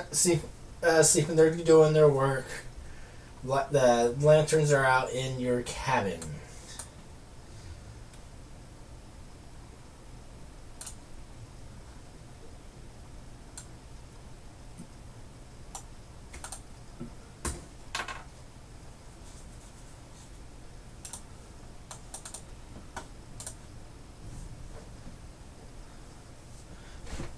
I guess somewhere along the line, Gallenford tiptoes down, trying not to wake anyone. I'll say at this time you are still kind of doing your soft loot. You're still up on deck.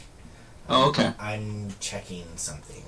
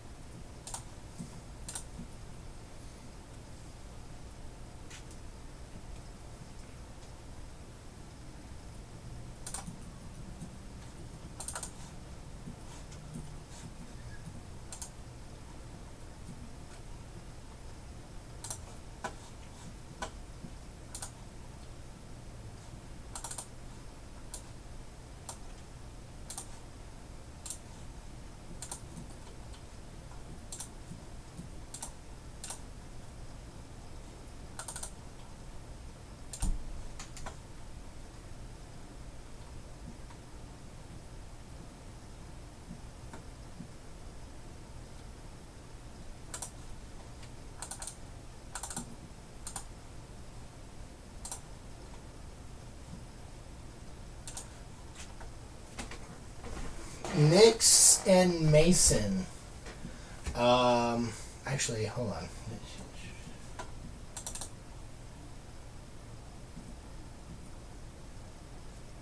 No. Okay. You guys are in your slumber, asleep. However, you begin to kind of hear, seems like wet footsteps walking around your cabin.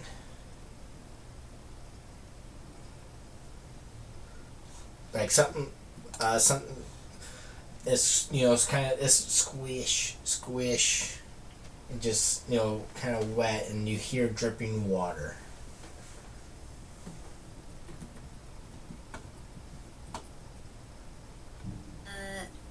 Nyx kind of buries herself more in her blankets. Okay.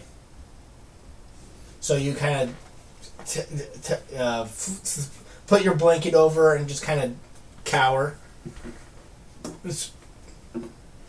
Mason, is there anything you wish to do as you kind of hear the dripping of water in in your cabin? No. It's probably just, I don't know. Are we the only... We share this room with, like, all the other sailors, right? There are sailors that come in and out and sleep after and rest, yeah. So I'm expecting somebody walking in like this is not a rare occurrence. Okay.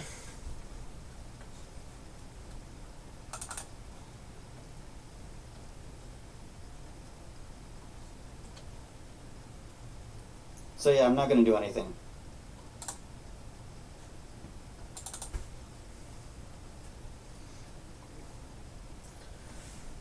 Caradwin.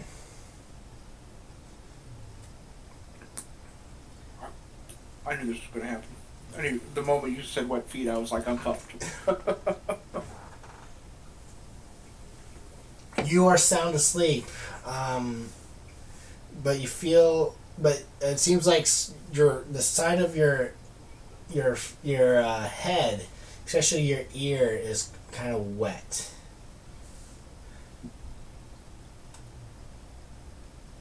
You feel like some warty, watery webbed hands kind of touch your face. Does that wake me up? Do you wish to wake up? That's the kind of shit that would freak me out, I think, enough to wake me up 100%. You see a creature standing over you.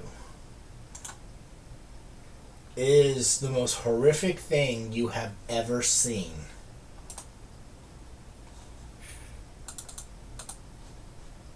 Its hair, that of seaweed. Its face is wrinkly and mashed up. Its naked body stands over you, and it has your earring in its clutches. Am I able to, does it like, I would like to react violently if that's okay. I need you, since you're just staring at it, to give me a wisdom saving throw.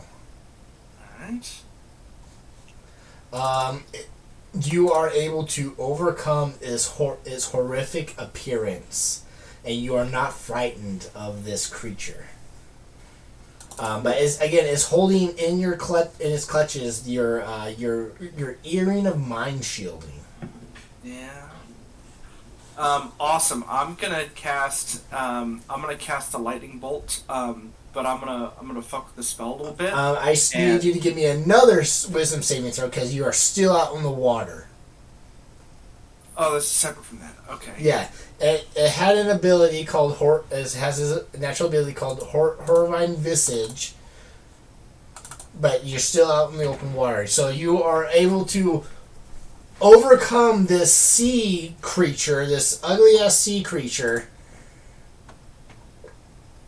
Hell yeah. And overcome. You're just like, fuck this shit. I am done. Get the fuck out of my face, basically.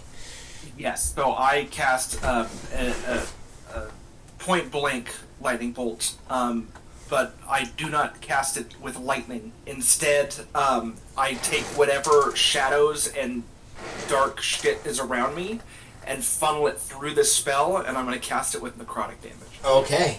Nyx, Mason, and everybody on deck, you hear this loud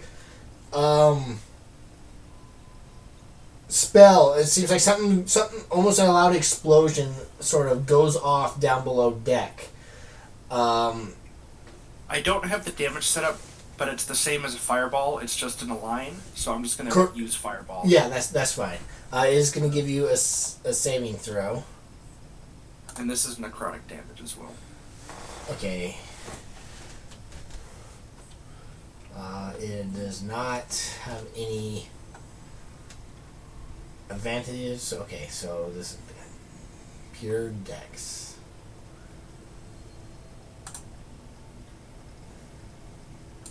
Okay, it still takes 15 damage, I guess.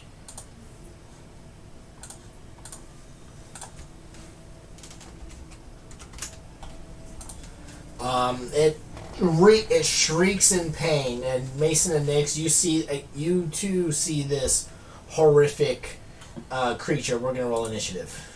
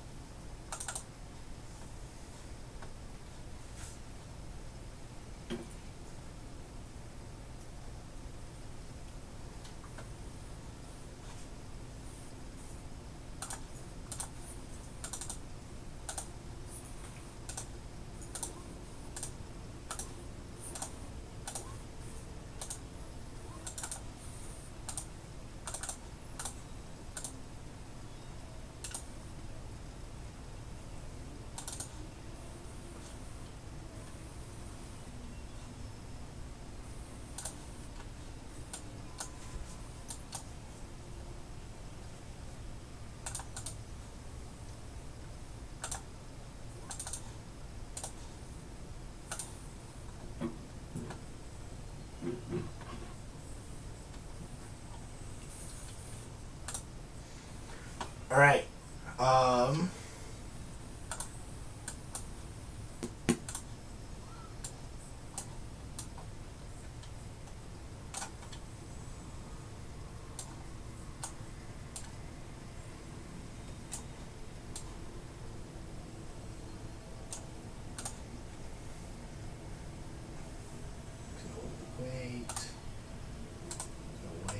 Wait. Gallenford, it's your turn. You hear again you hear Caradorn curse and scream and a loud explosion. I'm going to rush downstairs.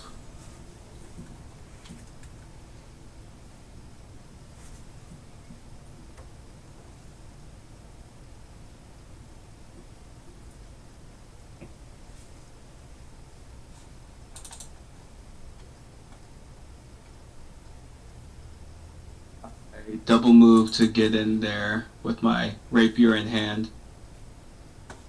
All right.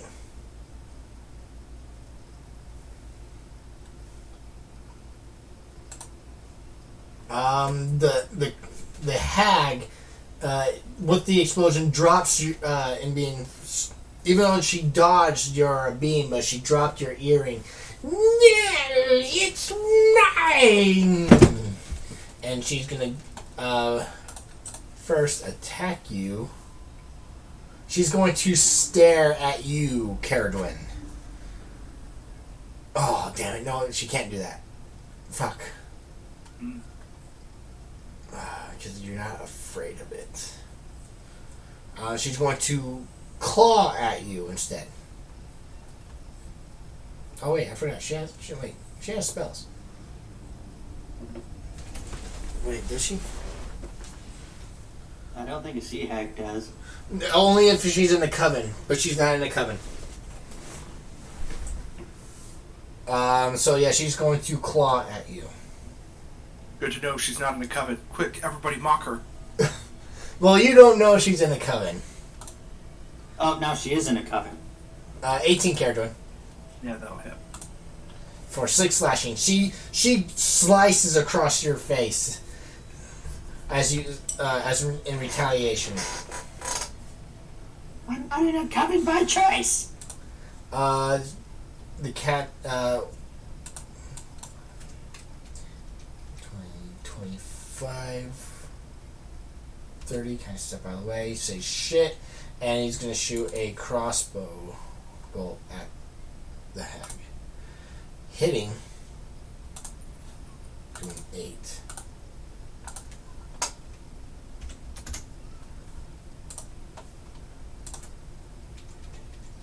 By 30. Same thing.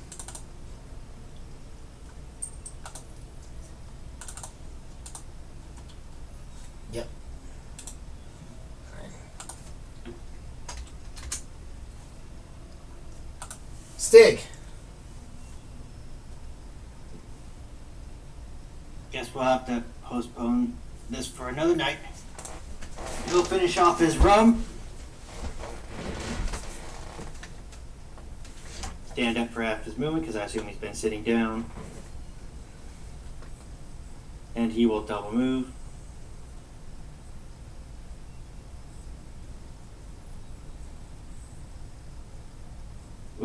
What's going on?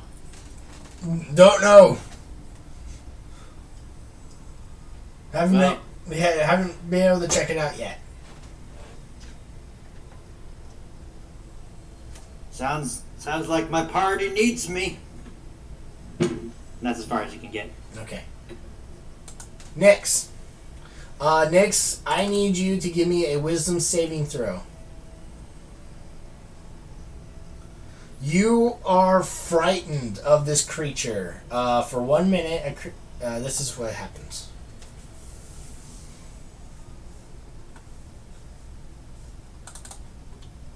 So this thing is so ugly, so horrific. You stare at it and you are scared. Yeah, she's just like, I'm not going anywhere near that thing. Karen, I'm starting to realize what you meant about the ocean being scary. And she just kind of backs further away.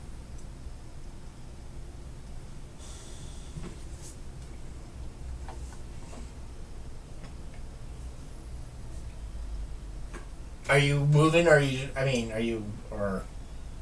Or is that just flavor? yeah. And she moves this way. Okay. I don't know. I don't know. I don't know if she's allowed to. You just can't move closer, and you have disadvantage on attack rolls against the creature. Okay. Oops. And in that case, she's going to.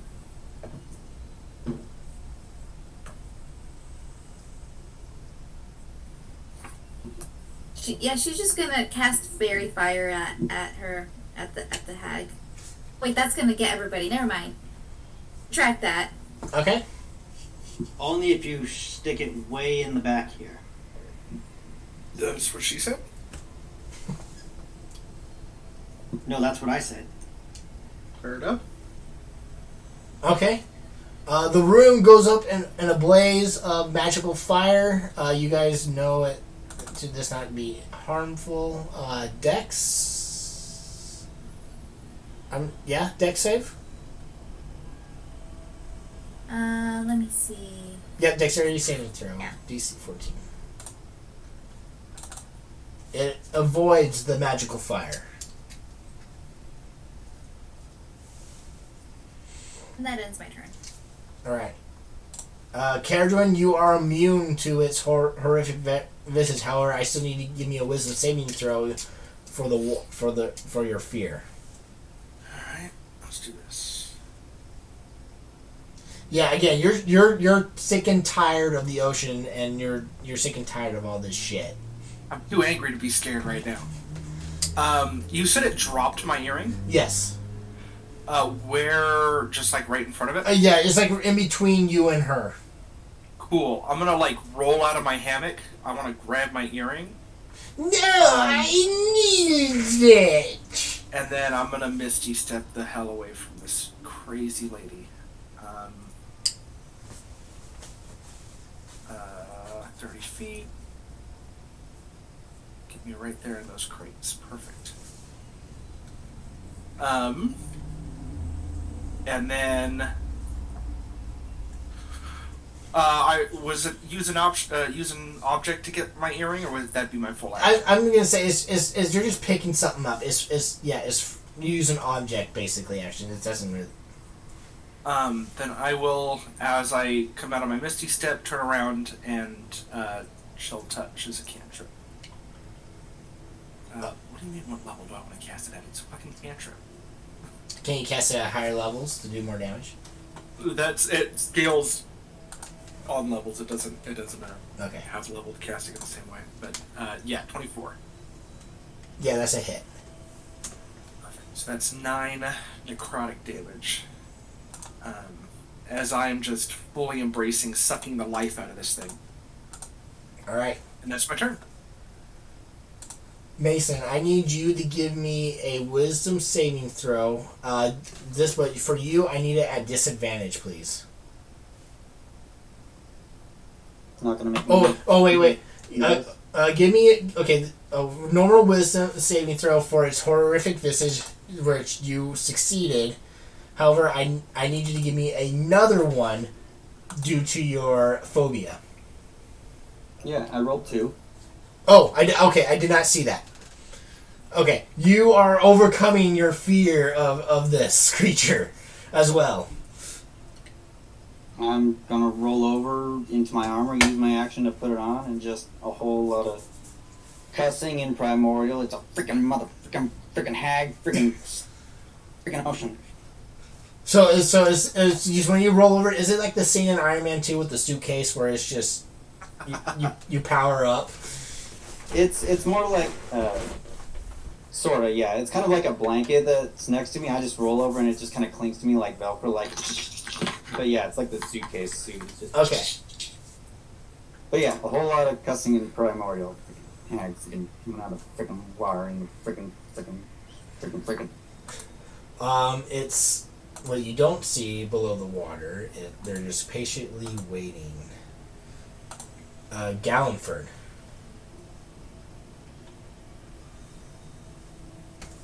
Do I need to do the save? I need you to give me a wisdom saving throw, because you are within 30 feet. Fuck. Yeah, you succeeded. Damn it. I look at her and I'm just like, ugh, you're uglier than the candy witch. And I'm going to charge forward with my rapier.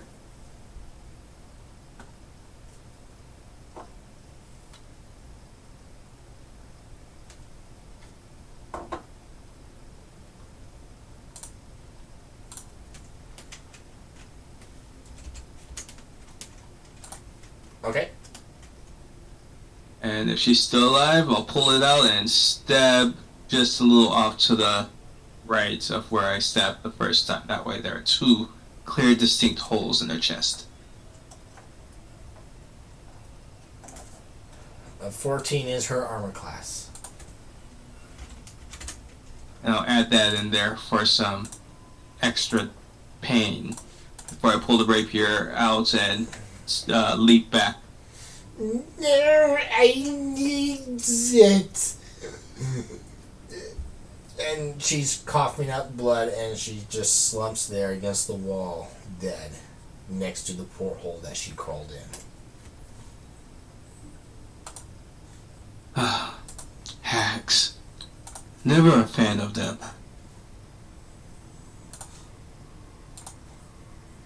I'm gonna walk up and see if there's anything on her, or if it was just rags and her sagging skin. It seems like it's just... She's not even wearing rags, she's naked. It's just her saggy skin and seaweed hair. And the slime, wherever she crawled, her mucus all over her body. I didn't realize there were hags out in the sea also.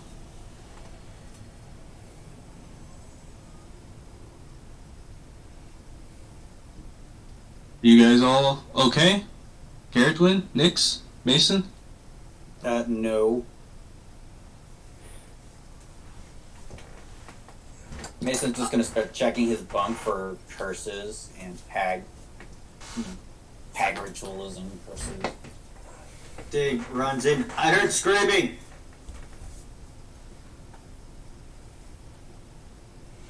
Yeah, it was Carradwin. Carradwin, are you okay? She's dead now. Gallenford, Why are there 5 of you? I mean, usually there's only 4. Oh, I actually didn't do that this time. He's drunk. Oh. Who said I've been drinking rum with the guys? I mean, that'd be cool if I can do that with that spell, but, What, get me drunk? Not that I am. I'll, like, with my gloved hand, reach for the hair of the hag and, like, lift the head. Have you seen one of these before, Stig? You see he's trying to focus his eyes? Can you get rid of that thing already? No. Let's tie it to the back of the ship as a warning to the rest of them. DM, has Stig seen a hag before? No, you have not. No. Galford, you've Basic- heard story. You know this is a hag. You've heard stories of hags and whatnot. So. Oh yeah, I've told them. The one about the one with Hansel and Gretel.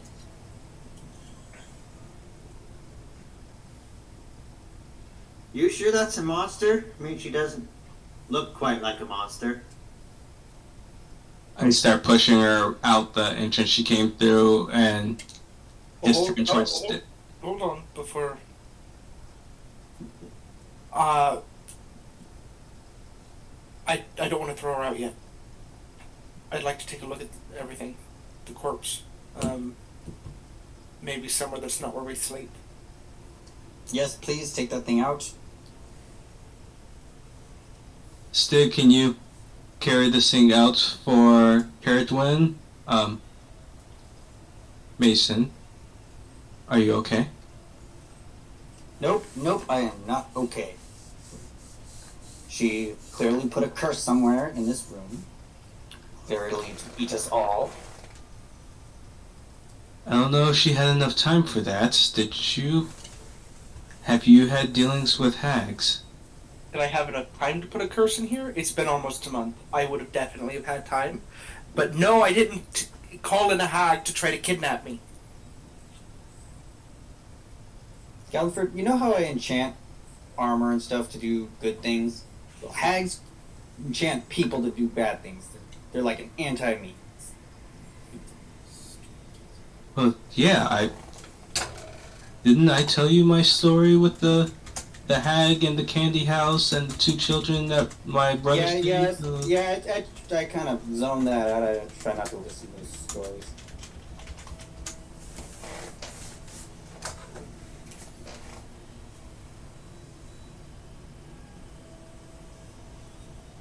Have you actually faced one before?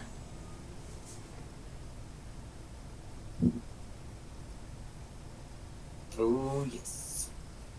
Me and my company were out in the forest, going on a route, trying to meet up with the regular company, and one of these things walks out of the forest. I don't like to talk about it, but I don't have a company anymore. Technically, you kind of do now. We're your company.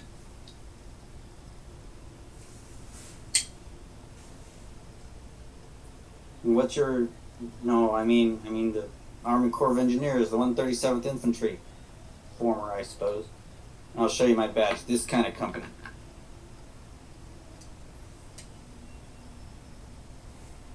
Stig will flourish his torn up battery. Goes, Hunter Slayers. I forgot what the continent's called.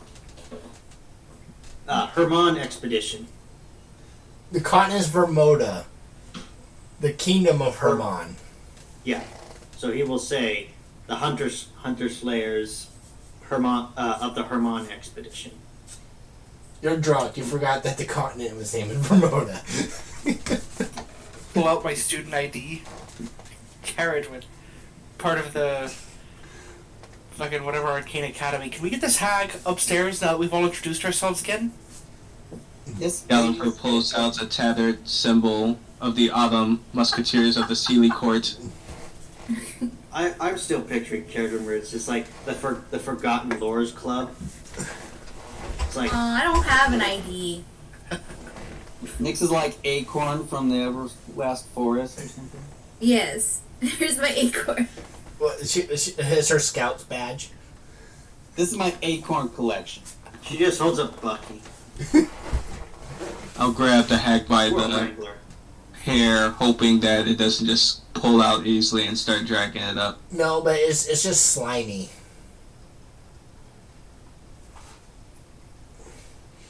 You drag it out. The trail of mucus is left behind. Jake will move out of the way, sit down on a cot, and probably immediately fall asleep.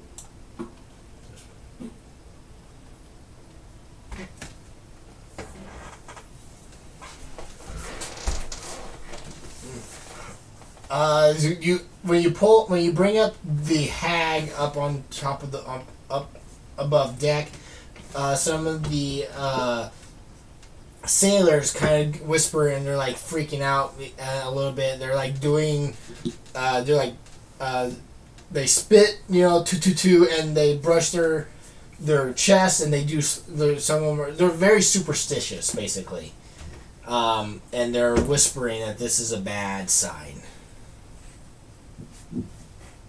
Did you follow behind Carrie Dwin? I did, yeah. Where'd you guys go? We're up on the deck. Okay, cool. I'd like to figure out, if possible, if this has any, if it has anything on its person at all, any identifying marks, anything cultish or demonic of any kind, or eldritch. Give me an investigation check. I'm going to inspire you. Oh, nice. What's that, a D8? Yes. You got the touch. I'll do that. Oh, I'm definitely going to do that. So let's roll 1d8. An 18.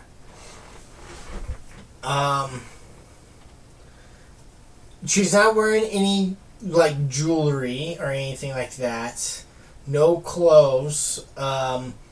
But you do find some strange markings on her. It seems like what she was. It's almost protective wards. Arcanic. It almost seems like she clawed them into her flesh herself. Well, we're very protective if she's dead. What are the wards? Are they associated with a language of any kind, or?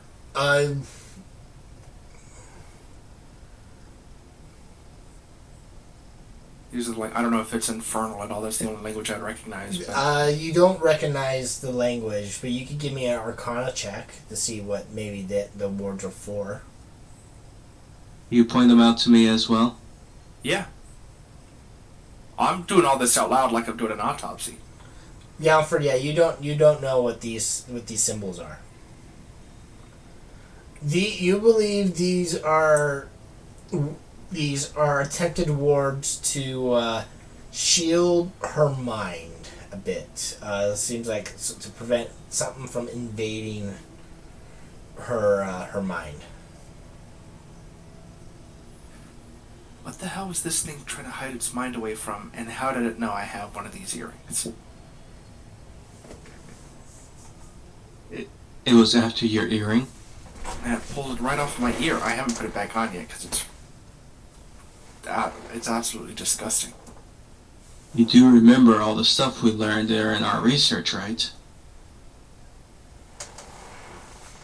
Actually, there's a lot going through my head, so you'd have to be a little more specific.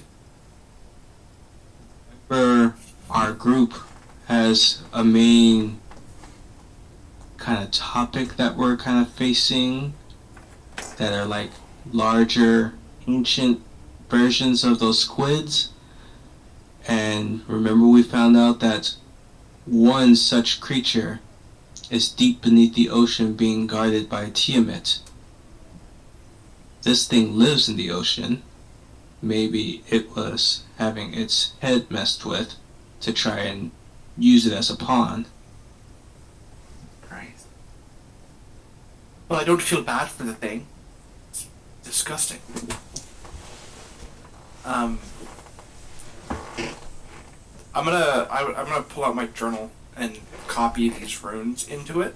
Okay. You're just, just taking your studious notes as you usually do. Yeah. Sketching out the runes and where they were carved in on the body and keeping notes. And then if there's nothing else that I can glean from this, it doesn't have any items on it. No, it has no items on it. The captain will come up and tell you that sea hags usually have lairs that they keep all their stuff, so that her lair may be nearby. We're lucky that they encounter it on deck instead of in the water, because they're more formidable in water. Well, I say we cut off its head and throw it in the water, so that way we know it's actually dead. Nix, what are you doing? You came up with them. Yeah, I was trying to sleep and this thing just came out of nowhere. These things normal on the sea? Very rare. Oh. There have been tales of encounters of these sea witches, but they don't normally attack a fully crewed ship, especially single-handedly. That means she was desperate.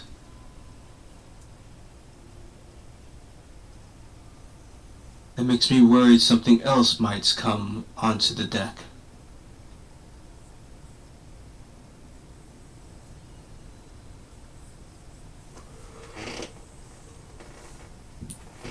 How many more days do we have left on the sea? We're getting close. Probably about 2 more days. Thank God. I don't think I could do another day, another week, another fucking anything. Erwin, how good is your copy of these runes she scratched on herself? Flawless. We can, like I said, we should cut off its head and then dump it in the ocean. I tried to do like a quick draw and see if I successfully sliced through the head, through the neck. You won't be able to do it with your rape. Well, rapiers do kind of have edges.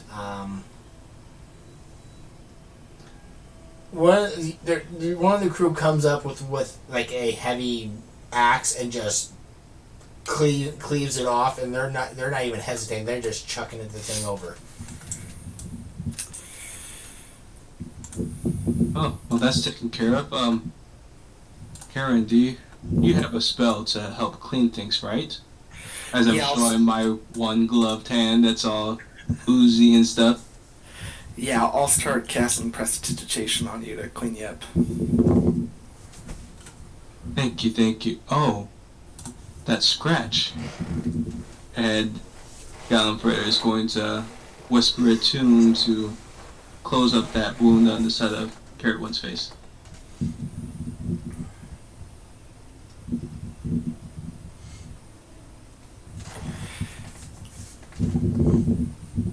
All right. The evening continues on. The crews some of the crew members are helping clean up the slime trail that was left behind. But the night continues on without any more incidents, and it's now daytime.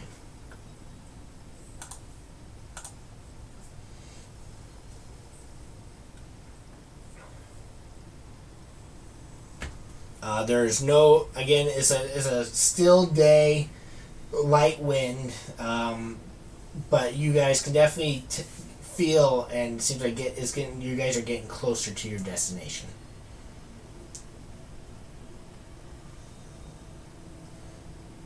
Mason's gonna reapply his alarm spell and then go to bed because he did not sleep at all last night out.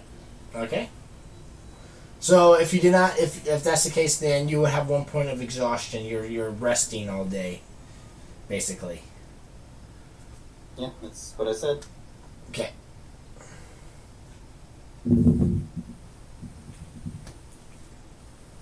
Caradrin? I'm going back downstairs. I don't want to be up. I don't want to see the ocean anymore. I'm going to lock the portholes, that's for sure. In fact, I'm gonna triple check all the windows. You go up and down the ship, like, lock this, lock this, lock this. Yep. That's gonna be my day. Stig? Stig's, I guess, nursing his hangover. He's Okay. gonna take it easy. Nyx? Nyx is gonna bother Stig. As he said, he has a hangover. Alright.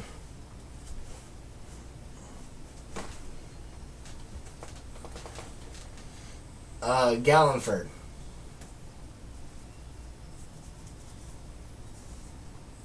Gallenford is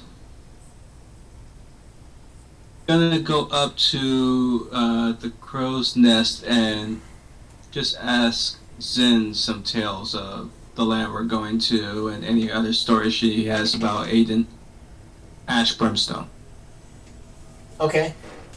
She will begin to tell stories of what you asked, her land and of Aiden. Some of the local legends and stuff like that.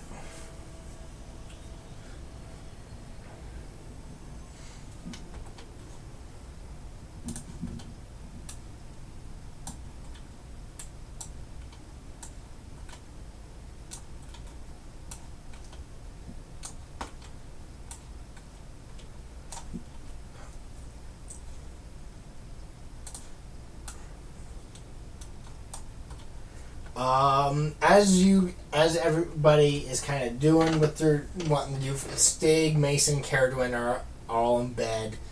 Nyx, you're kind of poking at Stig, annoying the hell out of him. Yep. Gallenford and Zin, you hear shouts from below as you see, and when you look over the edge,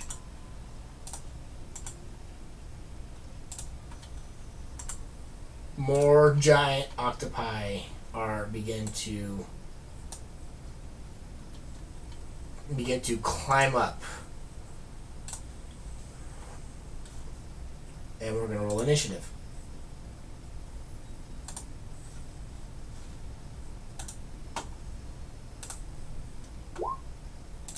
Christ, we have one more day.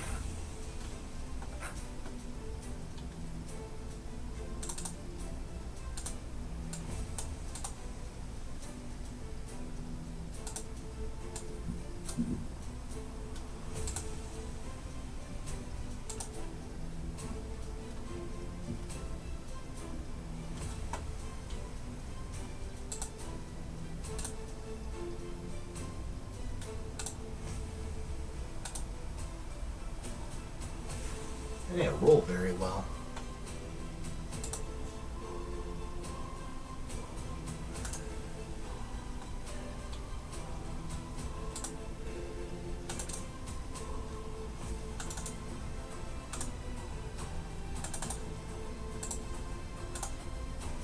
I'm gonna have Stig and Gallenford. Who would you like to go first? I'll let Stig go first. Well, I was going to say Gallenford because we've already confirmed that Gallenford is faster than Stig, and Stig is nursing a hangover. Oh, okay.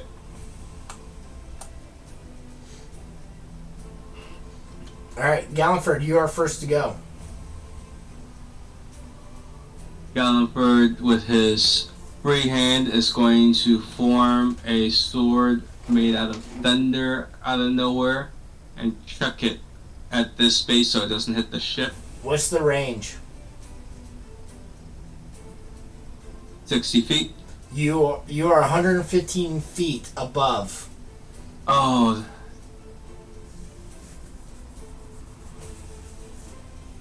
Because you're on the crow's I nest. start heading down. So, double moving, I'm still on it, but I'm heading down. Okay. Stig. You hear commotion up above deck. You hear crew yelling more. There are more octopi are attacking the ship. Alright, well, Stig was laying down, so he's going to spend half his movement to get up. We'll go over to Carriage Wing. I assume you have the bag. You're the one who has the bag of holding? It's Me? unfurled. Oh, so yeah. Galliford has the bag of holding? Yes. So he looks around and he goes, where's the bag? It's on Callanford. Ah! He says as he pulls out his sword. Ah! And then he'll just double move. Ah! Maybe we shouldn't bother Stig when he's that way. Gardrin, you know he has been itching to try out the gore of Gorthok, but it's in the bag. Oh no. So he double moved. All right. Nyx. She's gonna follow after Stig. Go up the stairs.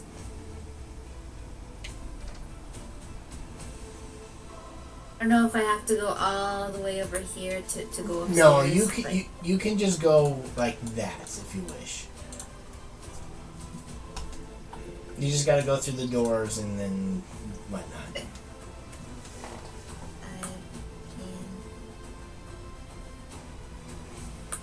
15. Then go up 20, 25.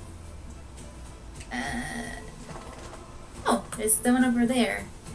She's going to cast a let me see how moonbeam at that one. Okay.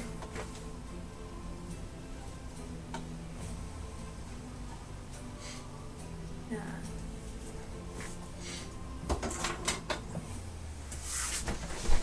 So it's at the start of its turn, I believe. Yeah. Okay. I was just trying to do that. Right.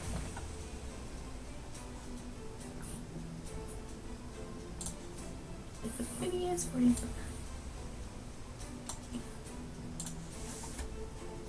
And that's the end of my turn. Close to somewhere.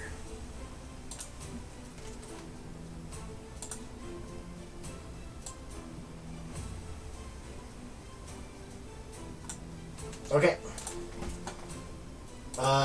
The captain is going to order his crew to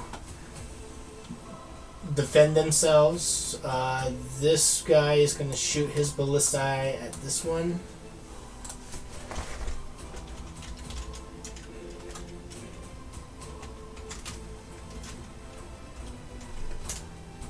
Hitting. Finally freaking hit. It is 3d10.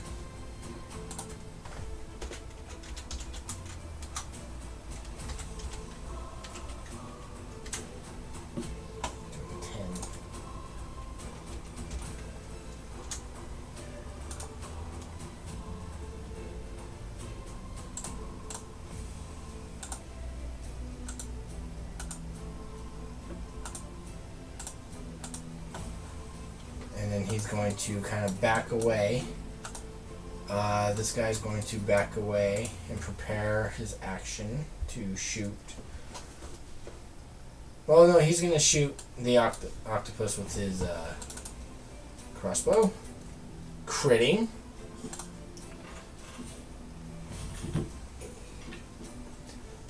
$11.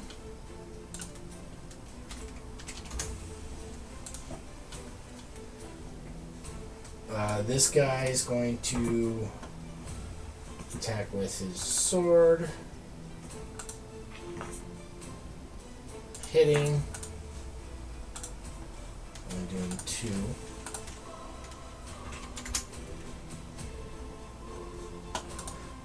back away.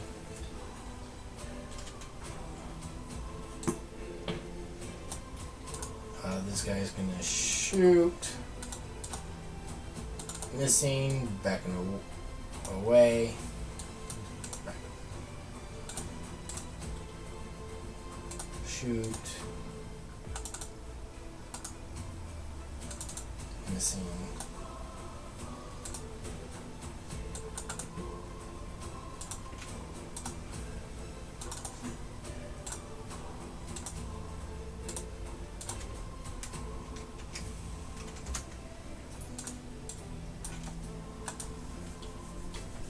Ballista.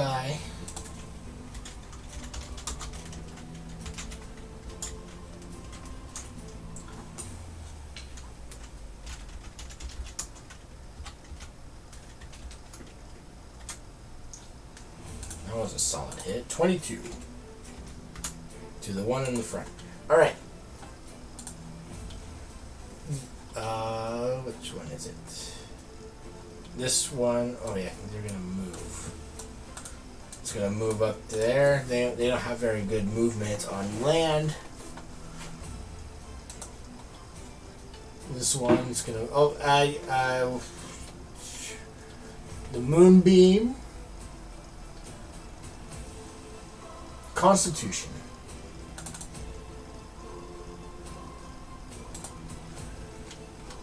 Fails.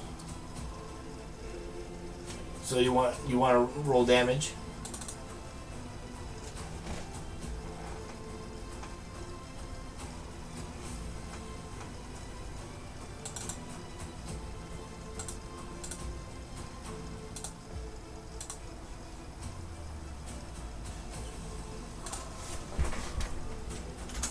Right, and he takes his movement to get there.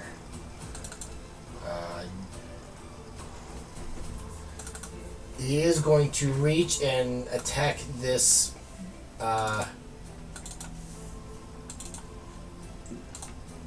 with 12. He misses.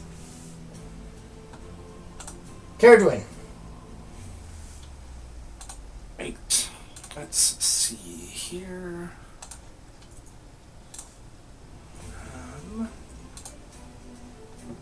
Alright. I'm doing alright. I've locked all the porthole, so I must now go to the surface. 20, 25, 30. Here we go. And yeah, I'll just wait here. I don't wanna waste a spell. But yeah, I'll just wait here. Okay. Mason. Wake up, roll over, half movement, get up. Okay.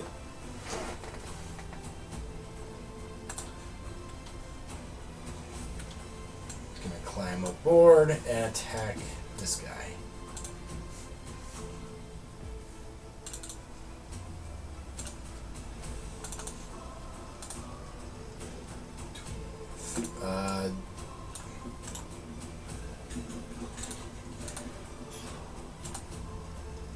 Killing the shipmate, and it's beginning to slither away back into the ocean.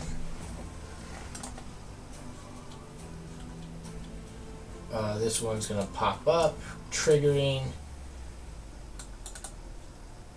this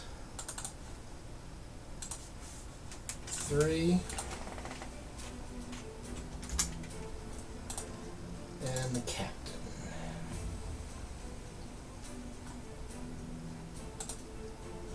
Missing.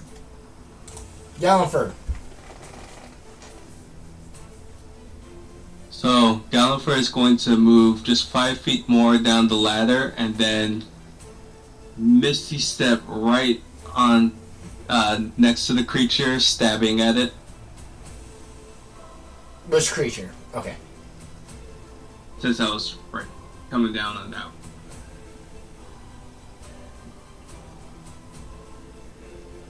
Not sure if you wanna roll for the charm effect again? Yeah, it's because it's part of your thing, so.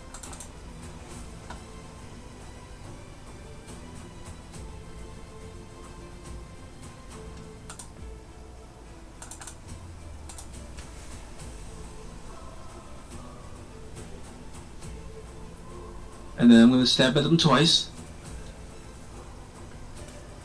Hit.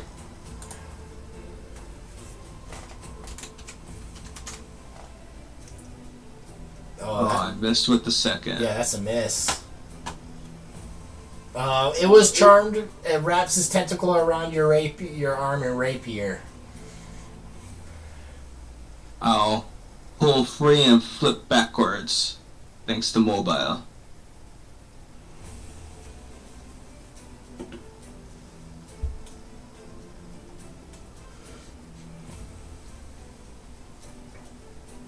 And that'll be my turn. All right. Stig.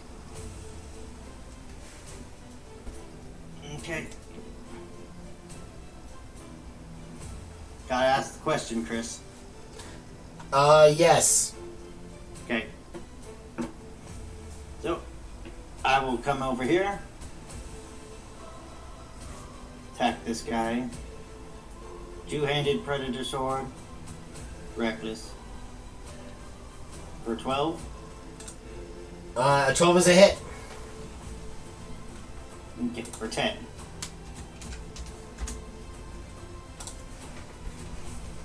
Action surge, doing it again. Why aren't you using your other sword?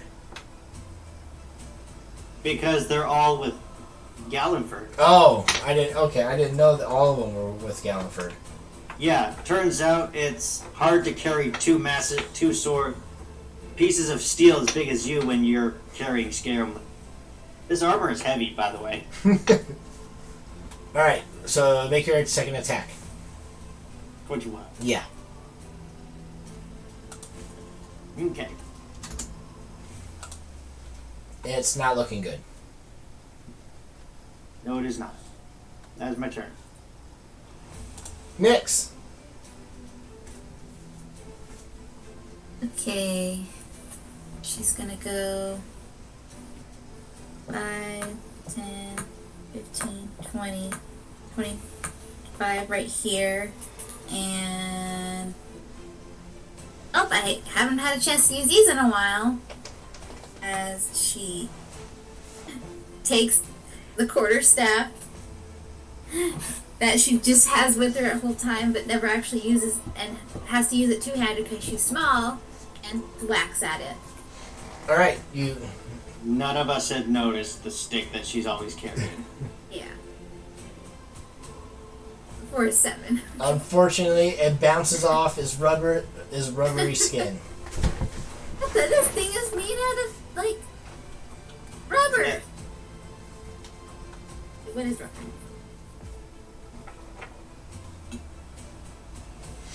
Is that your turn, Nyx? Yeah, I use all my movement and I use my action. All right. The crew is going to go. The 4 back here. So 1, 2, 3.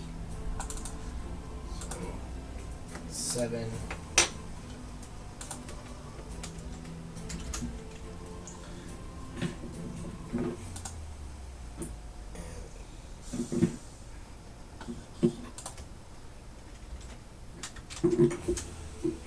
And the captain is going to go up and attack at it with scimitar.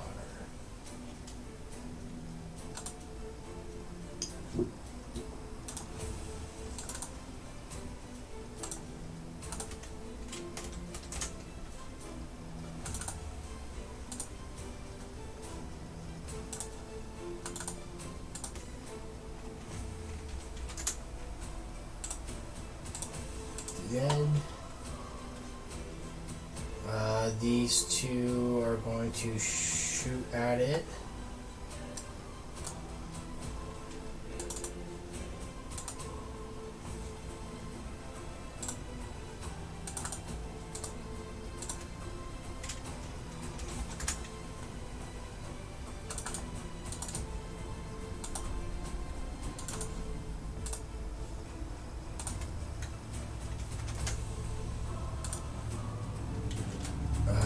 these two are going to shoot at this one.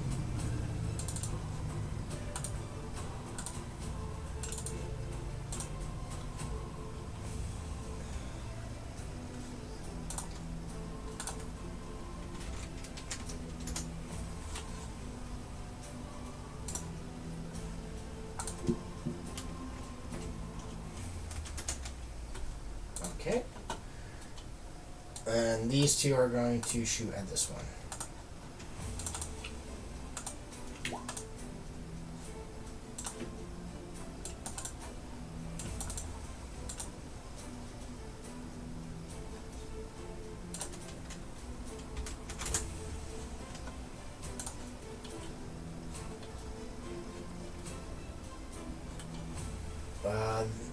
It's gonna go here and attack this.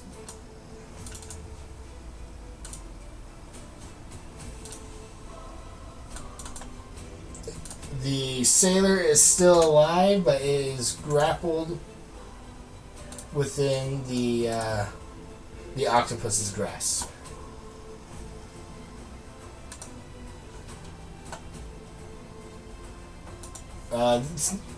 Nyx, you have a tentacle attack coming your way from the octopus right next to you. 12. That's a miss. All right. Caradwin.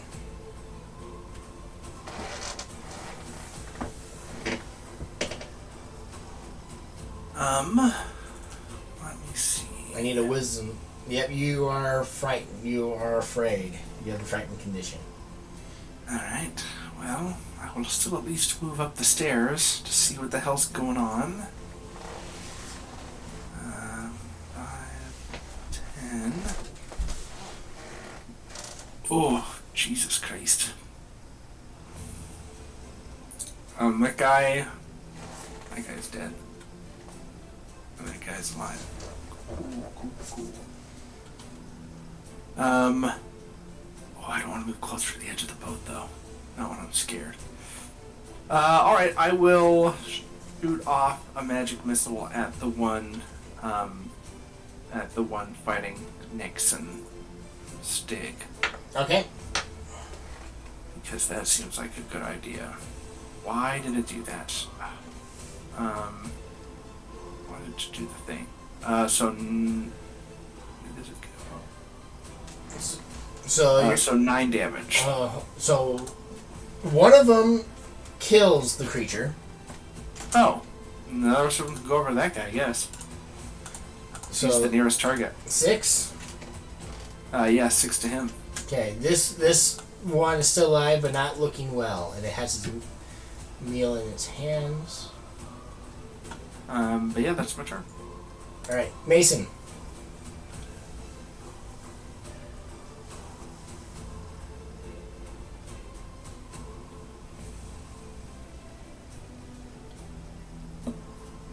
We'll shoot the guy at the end there.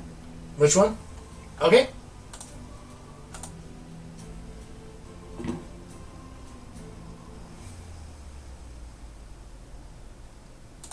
Alright, that's a hit.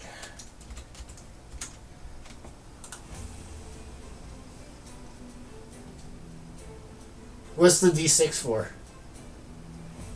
So if you read it, once on your turn when you hit a creature, you can deal an extra D6. Oh, okay.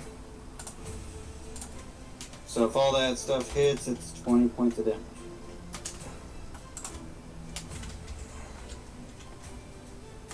Alright, this is barely alive. Okay, that's my turn. Alright.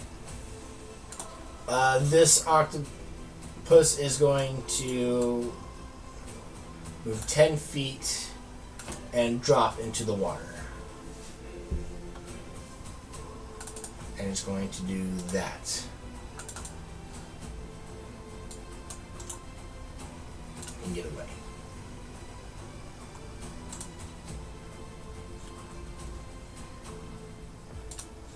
Galliford. Oh no, you're not getting away. Damn it. Maybe you are. A 12 is a hit. Yeah, And just to be sure.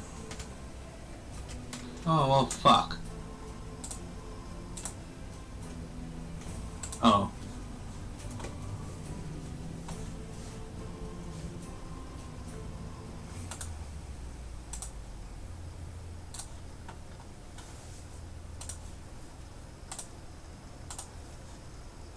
Alright. With one getting away with one other crew member, but you guys are able to successfully save another and kill 3 giant octopi.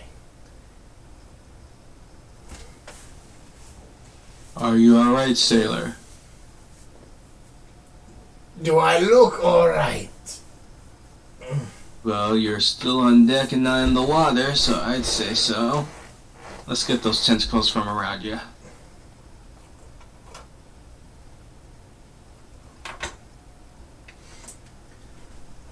You guys help clear up the octopi, harvest them for its ink and meat.